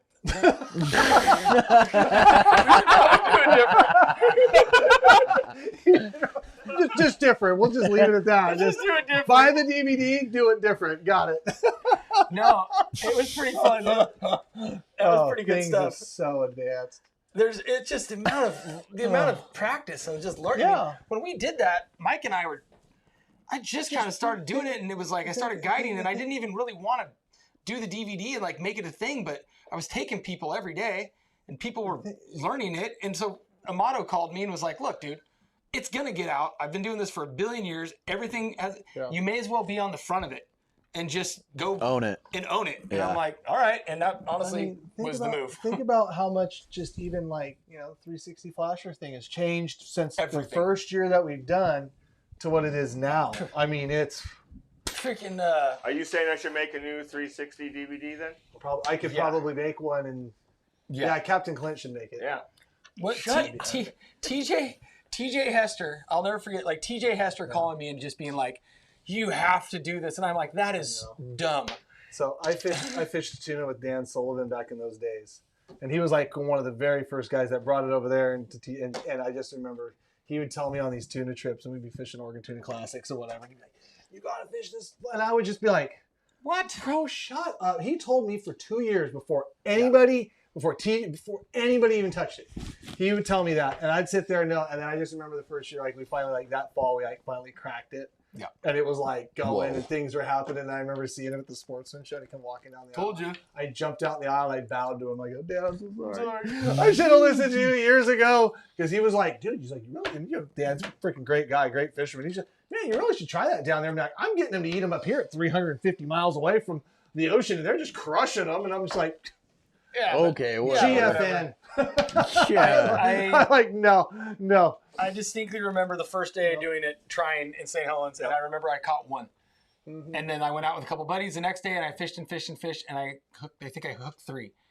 And then like the next day, I hooked like 12, and I was like, "Oh, this is it." Got it. And it took me a while, and it was actually just go faster. I went down to Fisherman's Marine, and they had 3 of the white ones because they didn't even like carry them. Yeah. And I found 3 of the white ones in the bargain barrel for like $6. And the next day I put them on 2 rods. I'm like, I'm just going to stick them on my back rods because my bow rods, they're doing most of the work. I'll just put them back there. Those 2 rods absolutely leveled, torched them. I was like, I don't know what's going on here, but my mind is melting. What if I put that on all the rods? I know. I was calling every store. What would happen? I need all of them. And then it was white, and then it turned to all the different colors, and then it just turned into chrome. Anyways. Oh, that's funny stuff. Yep, things evolve, but yeah, check out the bobber dogging video. We should have you do a bobber dogging video for us too. That'd be kind of fun. Well, we need a join us. The reason the other one worked out good is Mike ran the motor, and he's, I'm like way loud, and Mike's way more the straight man. You and I could do it. You're way smarter than I am. Let's do it. Well, let's do it. We do that thing, and we'll get somebody fun. You guys have all the awesome film people. I bet we could make one pretty awesome. The one thing that I don't see enough of, bobber dogging 201, and I've seen you guys do it, but the drone footage is incredible, and it's hard because it's hard to be guys that can fly it that well in trees and cover and everything. But the drone footage going over the boat, looking at floats, going through runs, and watching them trickle down, wrap like through rocks and stuff. I've seen a little bit of it. God, that'd be so cool. I've also seen a drone in the river. Every time I've ever used a drone fishing, it's ended in the river. I have never, or the ocean, once in the ocean. But I've never seen a drone survive a day filming in my 3 times trying it. And I didn't have, none of them were me, but I have never seen one survive. Our guy's really good at flying them into the trees. Flying them through the trees or into the trees? No, into. Oh, we lost a few. We lost a few. I've definitely seen them disappear into the ocean. It just like lost its track and just thought home was apparently that way and just disappeared on the horizon. It just lost its bearing. Bye-bye. And the guy never stopped. My buddy's just back. Like, I'm just gonna hit home. It'll come back. And I'm like, I don't think it's coming back. We just had them fall out of the sky one time. Yeah. Just couple times. One time it hit a boat though. One time it landed in a boat. Yeah, I like the one and where you know who it was too. Cast it and took it out right. Well, tell me later. Yeah. I am curious. I got some. I watched a guy fly one all excited about his drone, and he's like, "I'm gonna do some filming today," and you know who it is. And instantly, like within 3 minutes, I hear, and I just watch it spinning around in the branches and just plunk right into the hole we're fishing. I was like, Did you see that one though where Sean's flying it like ripping down the river right as like pop off cast and it's like perfect timing. They're like right into he drills the it? That's pop off cast. We were driving in Pennsylvania and me and Cameron were both literally screaming at him like, "Sean, You are going to run into those power lines. Lower the drone, and he just went right into the power lines. I feel like that probably was the story we didn't want to tell. Oh, Not telling great. what Now I got to do Yeah, it is paperwork. statute of limitations. That was at least 10 years ago. Well, I'm doing paperwork. That's funny. All right. All right. So All right, well, girls- I think what we need to do here is we need to get Mr. Marlino in here. Thank you for coming in. thank you guys for Awesome having time. me. Good time. Jason, always. Yes, sir. Yes, Cameron, sir. Always a pleasure. We'll hang 10 because we got 20 more minutes here, but we do have a drop coming up and some other announcements and whatnot. And a giveaway. And anything else you guys want to say to the people? We'll get you back in here on the next blowout. Yeah, next time I get punched out, gotta send me out. I'll come on up. No, guys, I just appreciate you guys letting me come out today. You know, I really enjoy fishing around you guys the whole dang year. I mean, I got you two and Marlon and his boat and, you know, whatever they're up to. But it's fun being around you guys. It's fun fishing around with my friends. You know, Good stuff. it's It's a good way time. good stuff. Dude, I had a blast fishing with you too at Buoy 10. So That was I wanna do a more really fishing. fun day. That was a Yeah. good time. I have no idea where we were the entire day. I Yeah, just me remember- neither. I just feel like I don't know. We're hooking them. I'm just gonna stay here, but I can't see jack. That was a fun day. Socked in. That was the day where I just learned that like you should use nothing at Buoy 10 but super bait. I know. He calls me up. He's like, Josiah, use it. I'm like, I know. I can see it on all 6 of his flipping rods. And I'm like sitting right next to you. And I'm like, yeah, I see it. I'm like, getting a few on super bait. Not like that. Good stuff. You just keep rotating through them because some of them they're like plugs. Some of them just work better. And once you get one that's working, You don't take it out. just keep putting them in the rotation. Yeah. And you get like 5 or 6 of those. The paint gets chewed off. The pink one died. One of my cool black ones died. I lost 3 or 4 this year that just eventually just got eaten too many times. And I'm like, that's noble. That's a good way. That's noble. That's way better than a crap. That's way better than a crap pot. That's a noble death. Died a good death. Anyway, guys, thank you so much for letting me come out. Marlon, Yes, sir. come take up the spot. I'm gonna go do some stuff. Right on. Thank you. Thanks for coming in, dude. Thanks, buddy. Yeah. I'll see you guys later. Sounds good. You want this? I bet. Get him, Tiger. Yeah, I give it to Clint. You want that spot, I would assume. Oh, did we get things for him? We got to get those. Yeah. You already Yeah. did? Yep. You already hooked him up? Yeah, I got those. Thank you. Where is the stuff? Oh, right here. Rather. All right, guys. Well, thanks again to Josiah. And guys, as you can see with this live feed tonight, we're going to keep trying to do more of this. We actually have, is it next week that we have like an epic guest planned? Yeah. Next week we got a big guest. Are we going to sneak peek it out? We Uh, have to. It's Yeah, we have some. to. We'll let Cam come back in and talk Yeah. about it. Yep. But next week, guys, we have another epic guest. So, see you, Josiah. Later, Si. But we're going to keep trying to do that, guys. Keep bringing in some new people. And we'd like to get Josiah in more. Let's hear in the comments down below. Drop some comments right now. Who wants us to get Josiah in here more often? And also film some more content with Josiah. Who wants us to do more of that?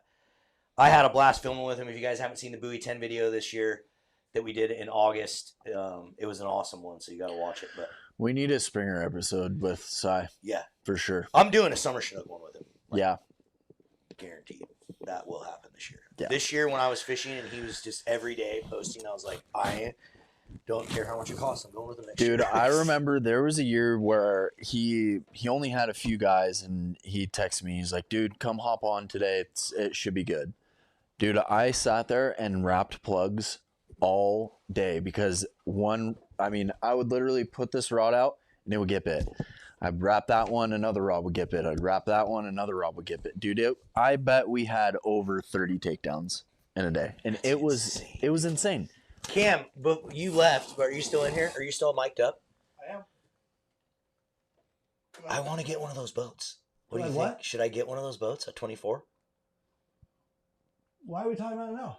I don't know, because I just was thinking about it and I was so excited. I wanted to ask you about the ride.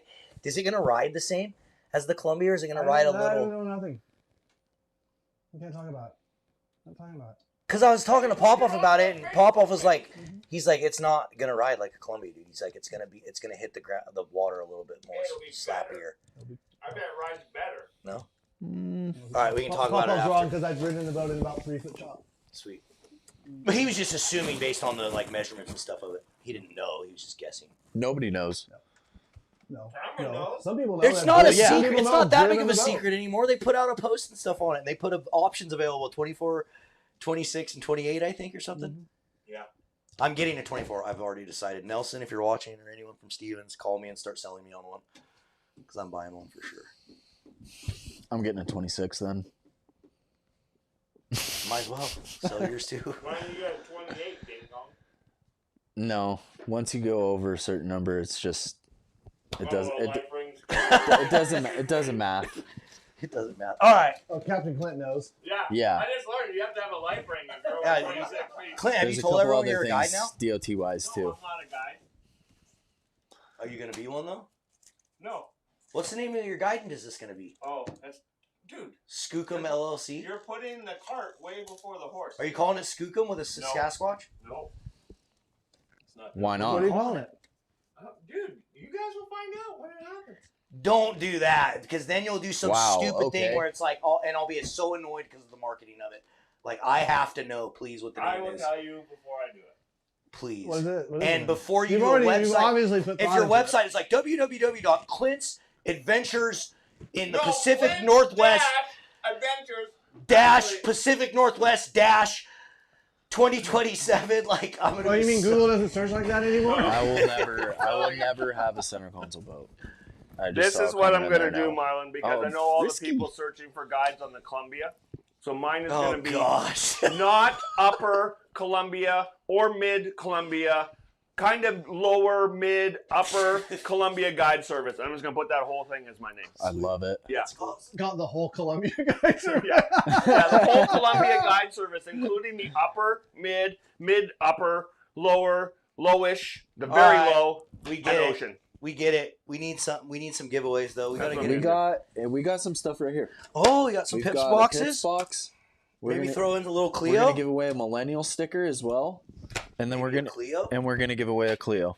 I like it. We're gonna give away a Clio. Okay, so stick with us, guys. We're gonna do that, and because you guys have been here all night, and Clint informed me that the boys didn't do any giveaways tonight. We're also gonna give away a $25 gift card to Addicted. So someone's gonna win also a $25 gift card before this stream ends. So stick with us, guys, because we're gonna give you a sneak peek of the drop, which is coming this Sunday. But before we do, I just have to say thank you. I know a bunch of you guys, because I recognize the names and stuff in the orders. Thanks for shopping on Addicted, guys. Seriously. When you purchase stuff on our website or buy our tackle or do any of that, that's how we're able to do all this stuff. Do all these videos and make these live feeds and do all this content for you guys. So we appreciate you, seriously, so much for supporting Addicted and buying the stuff that we put out. And hopefully you guys are liking it all because we've been making some pretty cool stuff, I think. And we got some new plugs in the drop. We worked with Hook Me Up Lures this year on this drop, which it's the first time he's painted anything for us, and he is ridiculous at painting. I think you should rapid Like- fire these before you get into that. Okay, I will, but dude, just wait till you see the plugs this guy came up with. And Carson's plugs. Cam, you're going to like Carson's plugs because they look a lot like No, I'm not. the original, like one of the very first plugs we ever did when we started doing these limited plugs, the Gone Catching plug. But it's like metallic and it's so sick. Is it in here? I don't know if we have any yet. Okay, what are these questions? All right, really quick, just some housekeeping. Winter drop. Yes, guys, the winter drop, which I'm about to give you a sneak peek, is this Sunday, December 14th. We're trying to do the drop this Sunday, so that way, as long as we have most of your orders out by the following week, you should get them before Christmas. So with that also, guys, we have right now our big contest that we do every year on our website. Last year, we had a guy come out from Wyoming and fish with us for 4 days. He had an absolute blast. We're doing the same thing this year, except this year I'm trying to organize another big one at Big Dave's Lodge where we all go winter steelheading together. Hopefully all of us is the plan. So we used to do that every year, and we've gotten away from it. We're going to bring it back this year and hopefully take one of you guys with us. So on the website right now, any dollar that you spend, you get an entry to win the big Chrome ticket giveaway. And there's fishing trips on there you can win from Cliff and James. And there's a bunch of other prizes. There's 7 other prizes on top of the big grand prize. So make sure you check it out. It's in the header of the website right now, guys. You can enter for free, too. Just click on the link in the header. You can go put in your email, name, all that, and enter for free. So, Addicted, we got to get gear at my grandma's store, Big J. Yes, anyone at all has an outdoor store or anything like that. We do have a retail program now. So, if you guys have an outdoor store or a gas station or anything that you want to just stock Addicted merch or Addicted gear, shoot us an email. Just go to the website and you can fill out the contact form and we'll get you taken care of. The Black Friday free gift was it? It didn't get mine. You had to use the code. Yeah, Kyle, if you didn't use the code, we didn't include the gift, but no biggie, dude. Just shoot us an email and we'll get you taken care of. We can get you one out. It was a limited edition holiday ornament. So, Last one. no, guys, we are going to, unfortunately, so next week we will have a live feed. We're going to have Cam come in before this feed ends tonight so we can announce what that's going to be and sneak peek it. But Christmas Eve and New Year's Eve will be no live feeds. Spend time with your family. I may do some little random ones throughout the day. I don't know what we're going to do. I'm sure New Year's Eve will be fishing. We always are. So maybe we'll do some live feeds or something on the water. This year, New Year's Eve is like, we don't have to go sturgeon fishing. True. Yeah. Yeah. Like, we're going to do a little shindig. I love Because we that. haven't done it in years. Perfect. Nice. Cool. That's it. That's all you got? Dialed. Okay, guys, Let's do it. Let's show some of the drop stuff. So everyone that's stuck around, thank you guys so much for sticking around. Jason's already stealing one of the custom flashers. So guys, JT from Short Bus Flashers has started to do some creative stuff with his mirror. Jason, you should come over here and get the side cam stuff. Yeah. So this is actually one of JT's flashers. Shout out JT from Short Bus. He is allowing us to release this flasher on our drop before anyone else gets it. So I'm stoked. Turned out absolutely ridiculous. Cool. It looks almost red though. It's Guess pink, He guys. called it the Dipped Mac Daddy. Dipped Mac Daddy. Okay. Click, can you adjust it to make it pink? Mm, Is it pink? yeah, it's pink. Like turn the... No, that didn't do anything. Saturation maybe? Mm, Turn the saturation down. no, I don't think it's gonna do it. Hang on. Mm, Terrible. no, red. It looks red, but it is like a hot There you go. pink. How about that? That's black and white. Oh. But if you would go back to the saturation, start to turn it down slowly. Keep going, keep going, keep going, keep going. More. No. Trash. It is a hot pink and chartreuse Yeah, though. it's really hard to tell, guys, but this looks... Oh, that's a little bit better. You can kind of see the hot pink right there. Yeah. Why is that camera so... I don't know. I feel like we need to get a different side cam. It sucks. Like, even if it's just a newer webcam, you know, Clint, like an updated one. We've been running those cameras since my garage. Yeah, dude. We probably should get a new updated side cam. Things have advanced by then. Yeah, since that's true. Cam's right. All right. Anyway, so that's the first... Jason. That's the first flasher, guys, that will be in the drop. And you guys, I know you guys are like, oh, it's wintertime. Why buy flashers? Because we're going to fish for 360s very soon after winter. Before Trust you me. know it. Never try to buy the stuff during the season. Try to buy it before because... And then here's the other one that JT did. It's like a yellow Chartreuse. chartreuse. Yeah, almost fish. like a chartreuse hunter. And then some moon jelly above it. Mm-hmm. I like the moon jelly. Yeah, me too. I had a chrome flasher with the moon jelly stickers on the whole This thing, one's called the Jawbreaker. and dude, it was definitely one of the hunters this year. And shout out Short Bus Flasher. These are going to be released in his lineup, guys. These are going to be released in his lineup at some point. We are the first ones to ever get them and sell them in our drop. So thanks, JT. Are we gonna side cam some more stuff? Or? We will eventually. Let's show some merch real quick. Also. Okay. I'll have you hand it to me. So we did this hoodie, guys, in the last drop, and Cam was afraid to say it on camera, but we got the Bitches Catch Fishes t-shirt right here. And all the ladies were messaging us and saying, hey, where's the shirt? So we got your shirt now. Dude, and shout out, we did a $10 shirt sale on our website. The biggest 12-day of Christmas deal day we've done. Like, you guys came out. Some guys were buying like 6-8 shirts at a time. So shout out everyone. Okay, how did the pink sweatshirt do on the drop? compared to Really good. All the other ones? Really good. Was it the best one? By far. I figured. Yeah. You know what the worst one was? Yeah, you do.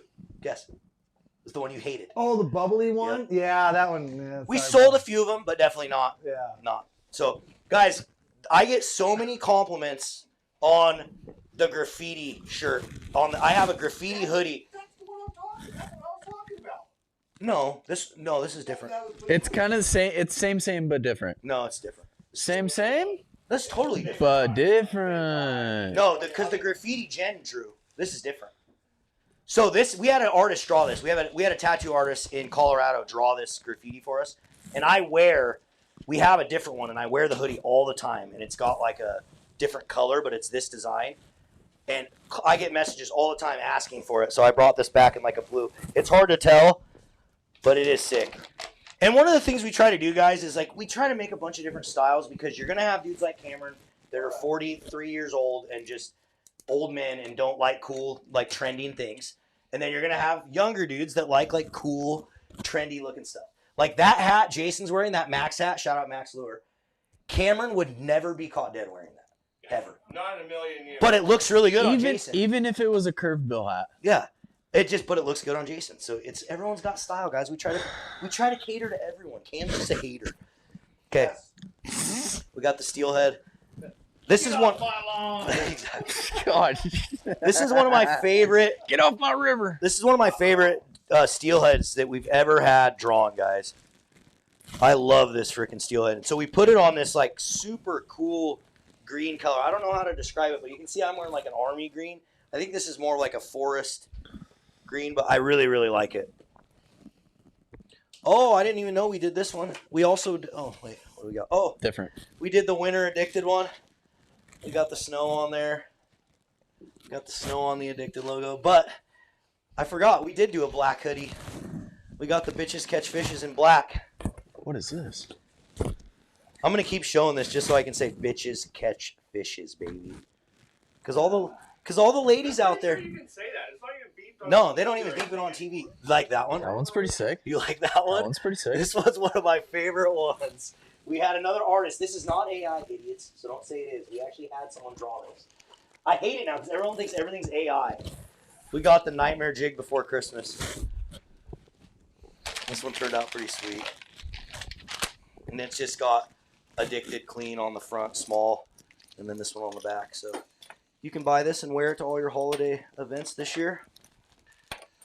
Okay, I like that one. This camo one? Yeah, I like that last one. Oh yeah, I think that one's cool. Turned out good. We've never done this type of camo. We see a lot of other companies using this. This is kind of like more of a white, gray, and black camo. Turned out really good.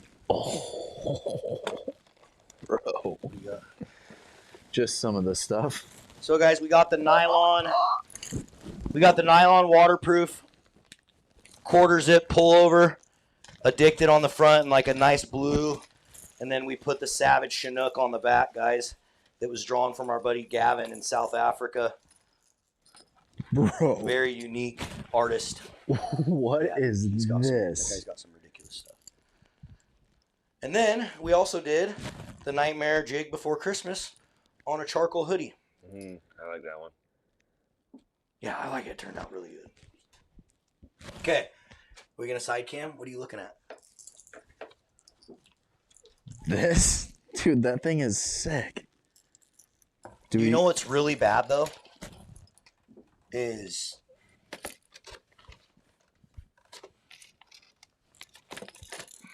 Oh, never mind. We'll be good. We'll be good.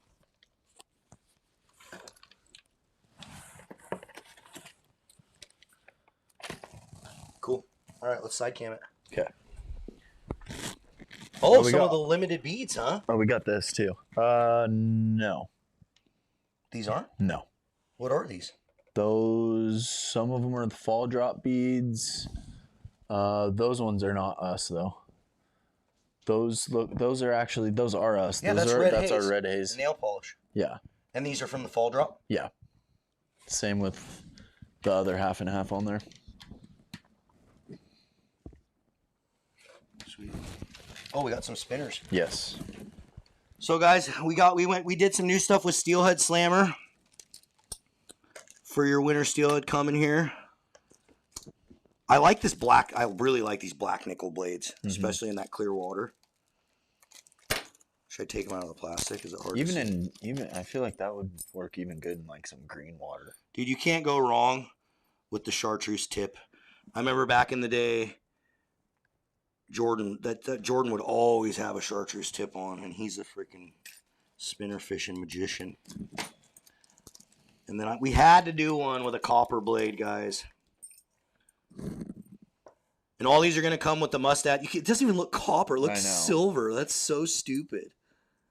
It looks copper. The hammered copper. Yeah, and this is like a metallic blue, guys. And all these are going to come with mustad 2-aught sidewash. So great spinners to stock up on for your season this year coming up for winter. Good stocking stuffers, guys, to put in your husband, kids, wife's stockings. Great stocking stuffers. Okay, we're doing leaderboards, guys. We're doing pre-tied. Leaderboards are going to come with our Addicted size 2. Then you're going to have some of our beads that we do. Some of these are our standard beads that we sell all the time, our red haze, our nail polish. And then we have some of the fall drop beads that Clint and Jason designed as well on the boards. Is it going to be our fall drop 15 beads? pound and 12 pound. I have no clue. But we're going to have pre-tied leaders. Okay. We're going to have pre-tied bead boards because you guys, last year when we did those in early winter, you guys bought them out like crazy. And a lot of you guys, I think, are like me where you just like to buy something like this and go fishing. So it just makes it super nice, easy. It definitely convenient. makes it easy and convenient. Yep. All right, let's get to some of these limited plugs that we're doing this year. Yes, please. We got some super baits here from Mr. Tony at Hanford Reach. This one's freaking dirty, dude. That's going to be an early morning just killer. That pink butt and all that, like, black and white flake. I like it. So all these super bait guys are, I did them insanely limited this time. Only 22 of these. Only 22 of each super bait, guys. This one is probably my favorite that he painted out of the bunch. And again, this is pink, guys. I know it doesn't look like it, but it is like a hot pink with a chartreuse butt. Again, only 22 of these. And I love that little addition. Yeah. Yeah, definitely. That little chartreuse addition right there is dirty. Yeah. What's the other one? I want to see that other one. This one's freaking Yeah, this looks like ridiculous. my speed right here. Oh, I didn't even see the moon jelly. This What? is Oz. This is Oz. And look at this Yeah, moon dude. jelly on the top. Glow on the belly. Yeah. Probably glow everywhere else. That's kind of sick. The moon jelly is nice. Very nice. I like this too because it's got a little bit of a Seahawk. It's got a little bit of a Seahawk kind of theme. Yep. Which The moon jelly transitions into that blue very nicely. Yeah, it's dirty. So Oz killed it on that one. So did Tony. It's definitely about the transitioning colors there. And we got another one from Oz here. Look at that with the antifreeze moon jelly. Cam likes that one. That's Cameron's favorite. That one's dirty, dude. It doesn't transition as much as the other ones, though. It transitions very nicely, though. That's gonna catch, bro. And there's only 22, so Get them while you can. Better be on the 21. website at 7. There's only 21. yeah, someone's gonna. Did you steal one? No, I'm good. Though. So we did some more wigglers, guys.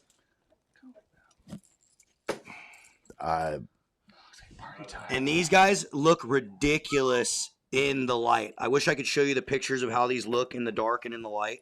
And each one of these wigglers, guys, he's like hidden things in them. It's hard to tell from, but like when these dots right here light up in the UV, it's ridiculous. And that's what I'm assuming the fish is going to see. You can kind of see them. These dots are a little bit raised off the body of the wiggler. Oh, those were the pictures that you were showing me. Yeah. Yeah, this is the plug of that picture I was showing you. That's cool. And the picture is insane. I wish you guys could see the picture of it. Drops this Sunday at 6:30. Yes. Yeah. On Yep. the website, 6:30 Sunday. Sunday at 6:30 p.m., guys. Oh, no. 7. 7. Sorry, 7.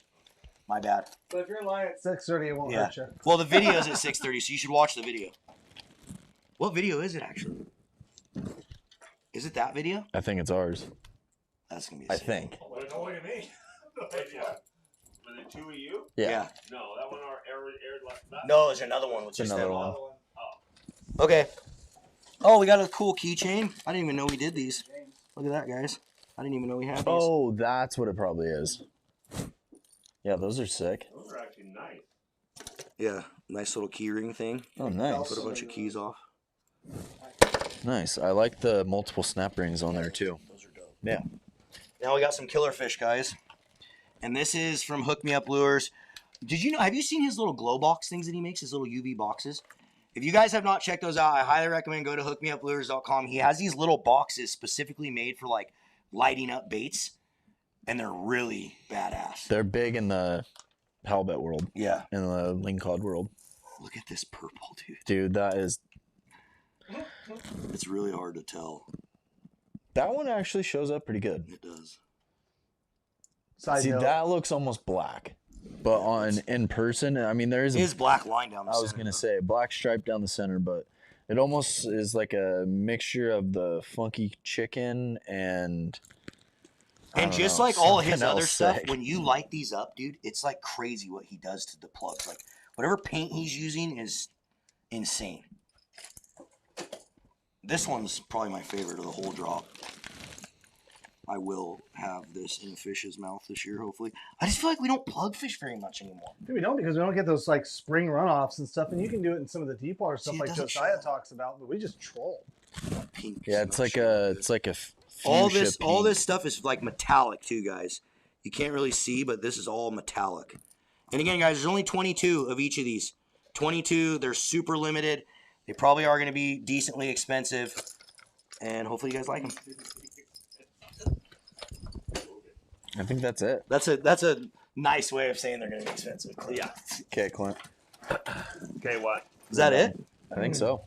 That's That's all I have, guys. Give But there away. is more. I don't know where it's all at, but we do have more in the drop. We have some jigs. King Jigs has tied us a bunch of sick winter steelhead jigs that'll also be in the drop. So this Sunday, guys, December 14th, 6:30 how many people do we have watching, Clint? p.m. Pacific Standard Time. Most of the people have stuck around. We've lost about 50 of them. I think for... Well, they're not going to hear what I'm going to have to say, and they're going to really miss out. Oh, man. I was going to say, should we reward the people that have stuck I along feel with like us? I feel like we should, but you guys feel like we should reward. Yes. Yeah, let's at least give one prize. Stick around until the announcement. I finally got it. Oh, sweet. Let's at least do one. Let's do this Let's one do real this quick. prize, and then because everyone stuck around, instead of doing a $25 gift card, we're going to do a $50 gift card at the very end. So generous. We're going to do a $50 So generous. addicted gift card for someone. Clint, pick a winner. So, yeah. And huge shout out to Max Lure, Acme, Little Cleo, all these sponsors, guys, that support us and send us all this gear to be able to give to you guys. Shout out to those sponsors, and make sure you guys are supporting them. Someone made a comment about the raspberry rings. As far as the new snacks, if you're sleeping on these, you're insane. Like, these are the best rings out there. Like nerd cluster like level or... These are my favorite. Like, out of everything Okay. out there. Is this who won? I'm a big this fan the of the winner? new. I'm a big fan of the Sour Patch fruits, like where you can get a bunch of different fruits in one bag, where they have like the strawberries, the peach, the grape. Oh, I always watermelon. see separated ones. They have the son mixture of bag. God. I Yeah. love the mixture The bag. mixture bag would be dope. Blue Sour Patch Kids or... Blue Sour Patch you Kids. know. See, I feel like these are like That there. level. Because they're almost like a little bit too sour, the Sour Patch Kids. I won't not eat them. But those are like perfect. All right, Pick a winner. We got a winner. you pick a winner. There it is, Julie. June? Yep. Yeah, it does look red. Sweet, Julie. Good Shoot us an comment. email Great to orders@addicted.fishing. Make sure you include that you won Max, Pips Box, and Little Cleo, and we'll get it shipped out to you. Congrats, Julie. What do you have, Cam? Out of all the time we've done the live feeds, guys, who was your favorite guest that we've Oh, that's a ever great question. had on here? Like, for a lot of you guys that pay attention to going back, who is your favorite guest? Like, I know from talking to people kind of like outside this audience that's watching right now, like, take a minute, comment, who was your favorite, most intriguing, most interesting, whether you learned something new or it was just a cool guy to have on. Like, tell me who. We're gonna let you guys answer this. I want you guys all. And we're going to reward you if you're commenting another $50 gift card. So it's not like Ben Adams said Ben Adams. That is an absolute not thing. We've never even had him. We have had him in when we were talking about trout fishing with kids. Oh, yeah. Yeah. Yep. Yeah, we have had him in, and he was an adjunct failure, and we'll never bring him on again. Jeez, dude. Just twisting the knife. Let's see here. Pop-Off, of course, but we can't ever get him in here. Griffin Marks. Griffin's bad. We gotta get Griffin back in here. Yeah. Herzog, What the heck, Griffin? Scott. Ammerman's always a wealth of knowledge. Keith Archer was good. I missed that one. Where the heck was I when We Keith were Archer was hunting, here? I'm sure. Probably. Jason pop on. Okay, I'm talking like no one's even like thinking in the realm that I'm thinking. Dude, Hester, No. should we get TJ Hester TJ back is in? Awesome. Please, Cameron, talk to him. Let's get him back in. I will try, but he lives. Oh, there it was. There it Somebody was. got it right. TJ, come on, dude. See, everyone's just doing like the normal like dudes. Yeah. Yep. Keep going. 24-24 fast go Columbia, dude. Yeah, Is JR was a great guest. We will definitely be bringing him in again. Yeah, we want to film. KVD was pretty dope when we had him in here too, but that was like even before we were doing all this. We do need to bring Jared back in for sure. Yep. I always just look so short standing next to him, though. You look short standing next to anyone. We Oh, both the do. game Yeah. worn. Yeah. Yeah. The game worn. Anyways, Keith Johnson. Yeah, we could get Keith in. We could hit him up.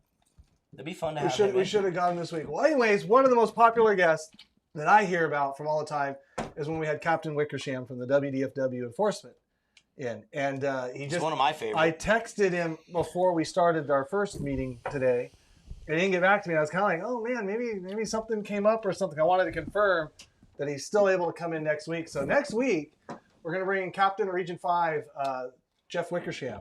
and he's going to arrest me live. He is going It's to gonna be really cool. send Jason. Could you imagine he comes in, he's like, hey, I just want to let you know. Yeah, he's like, we're going to make a public example of you. He's like, yeah, we caught you in a video. Yep, you put it out there. Here's your ticket. Here's your ticket. But anyways, Like you've been served, basically. we're going to be honored to have him in.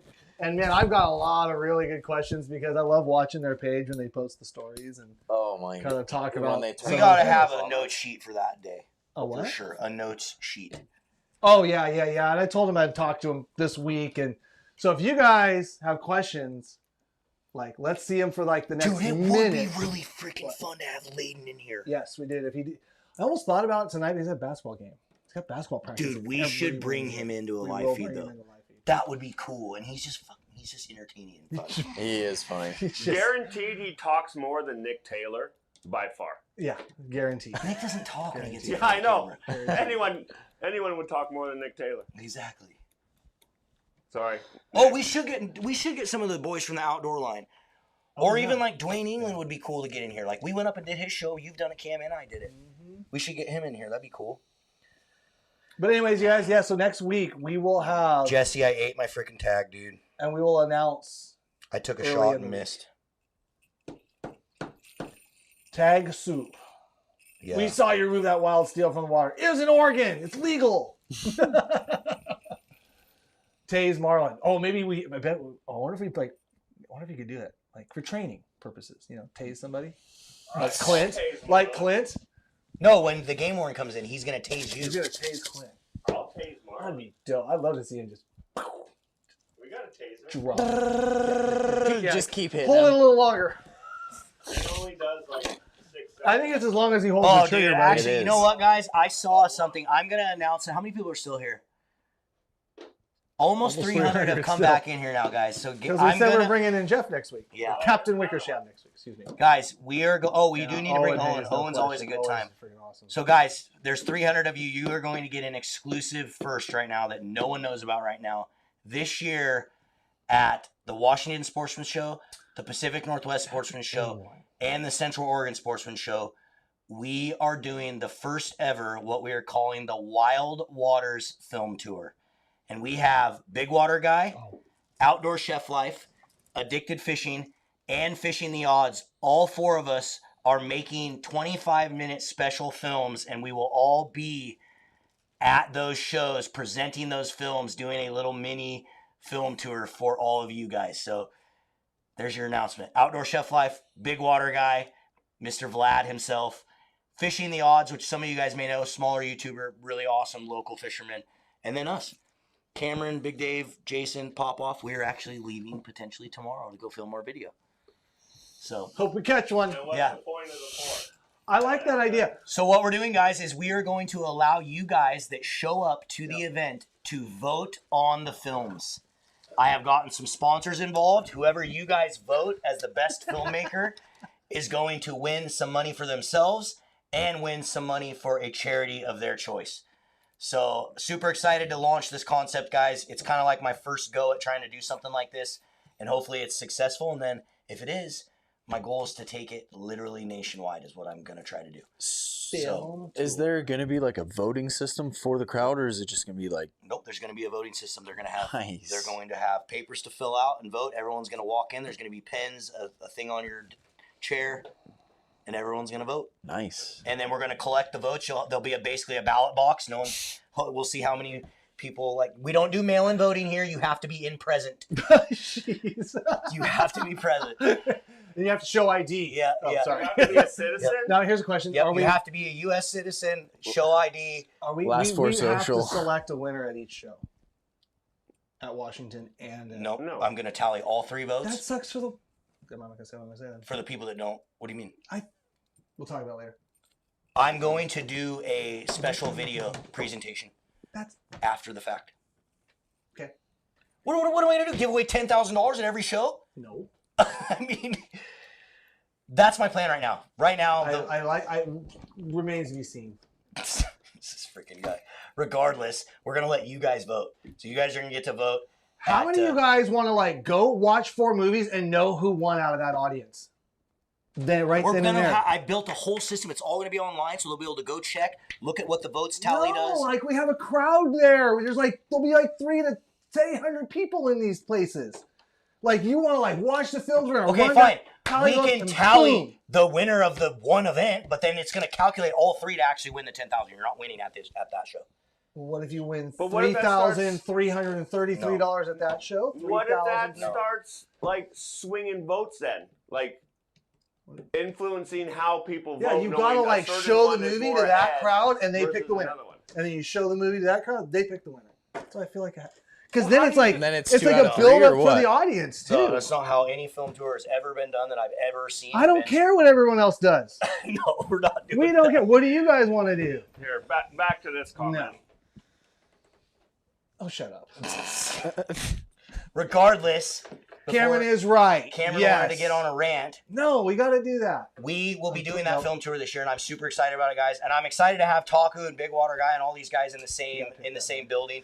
So it'll be at the Washington show, guys, the Pacific Northwest show, and then the Central Oregon show. And we'll have the dates and tickets will be launching on our website within the next week. No. Tickets will be launching on the website within the next week, so stay tuned. They will be capped, so we'll only be able to fit so many people, guys. Instant gratification. And with Taku and Big Water Guy and the other YouTubers all promoting it, guys, I highly recommend the second you see this thing come out that you buy your tickets because it's going to be... It'll sell out quick. With this many people, like we normally sell it out with just ourselves, and so having those guys with 3 involved, other YouTubers, it's going to be a big deal. We're excited about it. There's to be 4 different audiences, yeah. I don't know, man. You're an idiot. There's 50 different states, and they calculate all 50 states to pick a president. Huh? There's 4 different locations. So 4 different people are gonna. I'm not even talking about that. I'm just saying, like, for the audience that's there, like, they're gonna want to like watch all 4 and then like know who won. I would. For that if I was night, sitting for like that just night. put up on the screen. Yeah, we can show you, like, this many people voted for this guy tonight. Yeah. But he's not winning anything. He's gonna win the 10,000 based on the calculated votes of all 3 of the events. You do little prizes or something. Oh my gosh. You just want to win something because you're competitive. I don't even have to be in the damn movie. I don't give a rip. I'm just saying, like, if you're going to, like, do that, I feel like you got to have, like, a crescendo to the night. Okay, you're going to watch 4 films from 4 badass YouTubers, and then you're all going to vote on it. Like, how about we get, like, and then 4 I don't know. wrestling And then, like, good night, guys. made. Everyone can win something. You don't win the grand prize, but you won this, and that way maybe somebody collects all 4. Or maybe you do like 1,500 at every, like, there's 3 events, right? There's 3 events, right? So you do, like, you split $5,000 between the 3 events for the winner, and then whoever wins all 3, like the cumulative score, gets the 5. I got him on that. We're doing that. Thank you. Yeah. It's the whole idea. And the whole reason that we did it this way is because I was trying to motivate the people. Everybody is saying I'm right. Well, when one guy is saying I'm right, everybody's saying to get big YouTubers that are super freaking busy, that have a lot of their own shit going on, you got to compensate them. And so you can still win $10,000. They want a chance at winning. You can still win $10,000. A good amount of money. $10,000. It's still the same. I think you could do a nominal little trophy side item for each location. That's fine too. I feel like you've got to So I'm working on getting a bunch of different sponsors involved, and there is going to be some of that for sure. Yeah, I just feel like Some that side we got to prizes. tally that night, like know who won, like Not even each a event. prize. Just make them give like one of those wrestling belts or something. I won the Puyallup Washington Sportsman Show Film Festival. Choices. I love how I don't Jason's want- just in the middle, so chill. Hey guys, I'm just here. It is. It is. Special gold medal. So, Chris Calhoun, normally our events are 3 hours long. So basically, yeah, you're gonna have 4 25-minute videos, and then you're gonna have an hour of. But that's gonna be really cool to like MC that, because you'll be able to like do a movie like right away, and then like give everyone a break, bathrooms, food, beer, whatever. That's gonna really. I mean, it's gonna be a long night, but like really, It's gonna be so much 25 fun. minutes or movies are gonna go fast in that environment. Come on. Like, Well, normally we do like our movies are an hour and 20, hour and 30. oh yeah, Yeah. like you said, they go 3-4 hours. Yeah. Yeah. No, I mean it'll be good. I'm really excited about it. So I have fun. and next year Love I'm working. Yeah, I'm already in the works of like making it even bigger. So An hour and 20 minutes, like just straight through on the movies. Just even an hour and It's a a half lot. or an hour Yeah. and 40 minutes. It's been kind of long for like that crowd, so it should be, I agree. should be good. Yep. It's a good idea. It's a good idea. Who's proposing this year? He's still not even married. He just proposed and he's just chilling over there, not married. Yeah. If you'd like to Yeah. propose to your significant other, get a hold of me. We'd love to do it on stage for you. If you want to do a baby announcement, a proposal, any of that at our Addicted Happy Life birthdays. or at our Addicted events this year, we'd do it. Jason. We definitely do it. What? Okay, that was our announcements. I wasn't even planning on announcing that other thing. We just talked about it for 15 No, minutes. you guys hung out. That's what happens if you hang out long on these. I liked the idea, and a bunch of people said it, of getting Sean in. That To the would live be the feed. lamest live feed I could get ever. Sean. We got Jason. You remember when Jason first started? Dude, He'd when say, Jason like, 2 first started, words. who remembers? I literally remember having Yeah. a conversation with Colt, like, after he had been in it, Yeah. like 4 or 5 times. I was like, dude, I freaking love Jason, but I just don't know Yeah, if I can. we're gonna like have to get rid of him. He's that bad.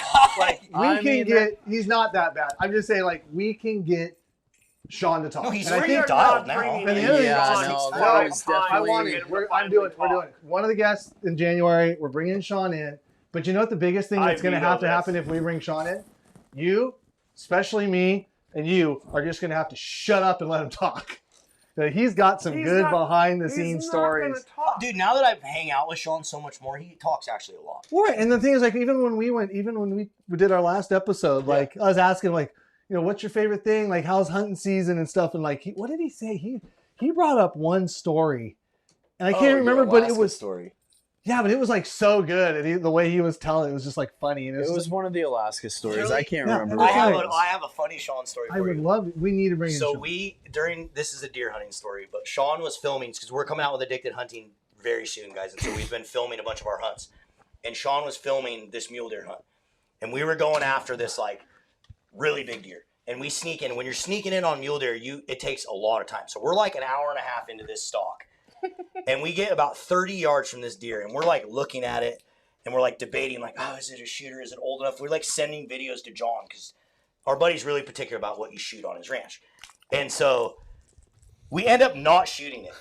So we get some cool video of the buck like running across the thing or whatever, and then we get done and we all pack up our stuff and we have like a 2-mile hike out, and Sean goes, man, that was like a lot of work to not kill a deer. It's just like that. Oh, no kidding. Exactly like that. Son of a gun. So now every time we go hunting, like on Sunday we went hunting again, and me and John at the end were like, hey Sean, that was like a lot of work to not kill a deer, wasn't it? a lot of there. It's like we were talking about Sean's amazing. the steelheading is like you see a lot of people that go home without anything. Yeah. Well, you see the picture of the one that they do. Exactly.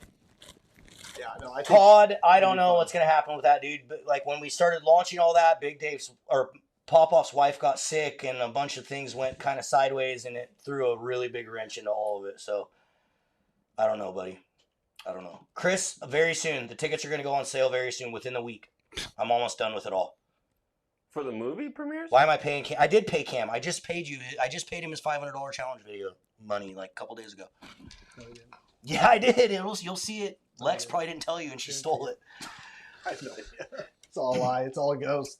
Well, when's the party then? Well, shoot. If that's the case, maybe we'll do it New Year's. Sick. I wish I would have known you were doing that. So annoying. Where are you going? Well, we'll just Uber. Me and Sharon booked a hotel at the casino for New Year's Eve. Oh, that'd be good. But that'll be sick because what we'll do is we'll just Uber to your house, get super drunk. And You'll then be closer. Yeah, that'll be a super. We'll cheap talk Uber. everyone at your house to go into the casino with us. Yeah, it's happened before. Yeah, Like, all the that's- girls. Yeah, they all When the went wives like, got together. I'm like, you guys are. I'm like, oh, I was like in And California. Jason I'm was like, the only guy like there. you guys are idiots. Goodbye. Yeah, the text threads from the wives. Oh yeah. And what's even funnier too? It's like well, it wasn't even like a Saturday. It was like No, it was like a random it was like day. a random like Tuesday. They or had like something. a wine day or something. They all got tatered and then went to the casino. Yeah. can't even Jason had to remember. go over and open like a 5-gallon bottle of wine. Yeah, that's what it was. It was the, funny. it was the big bottle. That's right. Oh, We don't have a gosh. wine. We don't have a wino because the electric one that you guys have wasn't big enough. And you guys didn't have just like a regular. No, probably corkscrew. not. No, unless it's Pampered Chef, we don't have it. I know she's not watching, so I know I'm not dead yet. Oh my gosh. Yeah. The adventure is half the fun, sure. Oh, since we got Look at this. What? No. That's why we're doing this New Year's. yeah, Eve that's now. why we can do it. There's no sturgeon opener. sturgeon. I always have to I always stay up and have a beer, midnight, cool good night. Usually I'm like out at 10 o'clock, just tired, babe. Yeah, it's like I don't even care. But then Woodland always shows up for New Year's. Oh yeah. I swear to God, the hills of Woodland, it sounds like everyone's just lighting 55-gallon drums. of When is freaking- that side-by-side Christmas light thing? Do you know? It's the Oh. 22nd. It's like the night of our Christmas party. Wait, is that 20th? decided? Mhm. No, I Yeah. think it's later.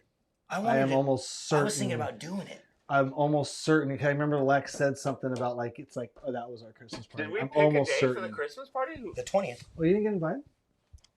Jen said everyone, Sharon and Jen were organizing it. No, Yeah, they sent us a thing and I asked think which it days is. were available, but then I don't think anyone The told 20th. us. We did Saturday the 20th. Okay. It should have been told you. I know Amy and I were I'll like, ask we're gonna Sharon. volunteer and hang signs for all the drivers and do all this thing. I was going to do it. Yeah. Is it the 20th?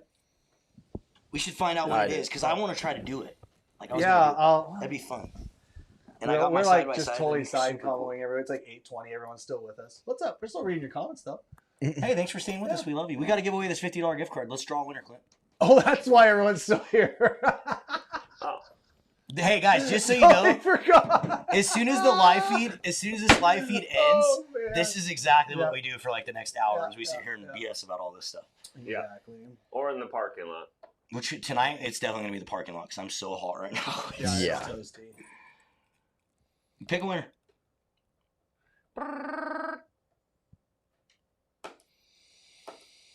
Oh, the guy that said Taze Marlin? Nope. Oh yeah, Yep. absolutely. All right, Brooke Drew 7404. You just won a $50 gift card to Addicted Fishing. Shoot an email to orders@addicted.fishing. Include your name, your address. Let us know that you won the gift card, and we'll get it out to you. I think we just email you some sort of code or something. I'm not really sure, but my guys will hook you up. Here it is. My people will get in touch with your people. Exactly. What? Sick. All right, everyone. That was a Well, good live that was an awesome live feed. Really good job. Thanks for was. staying with us, everyone.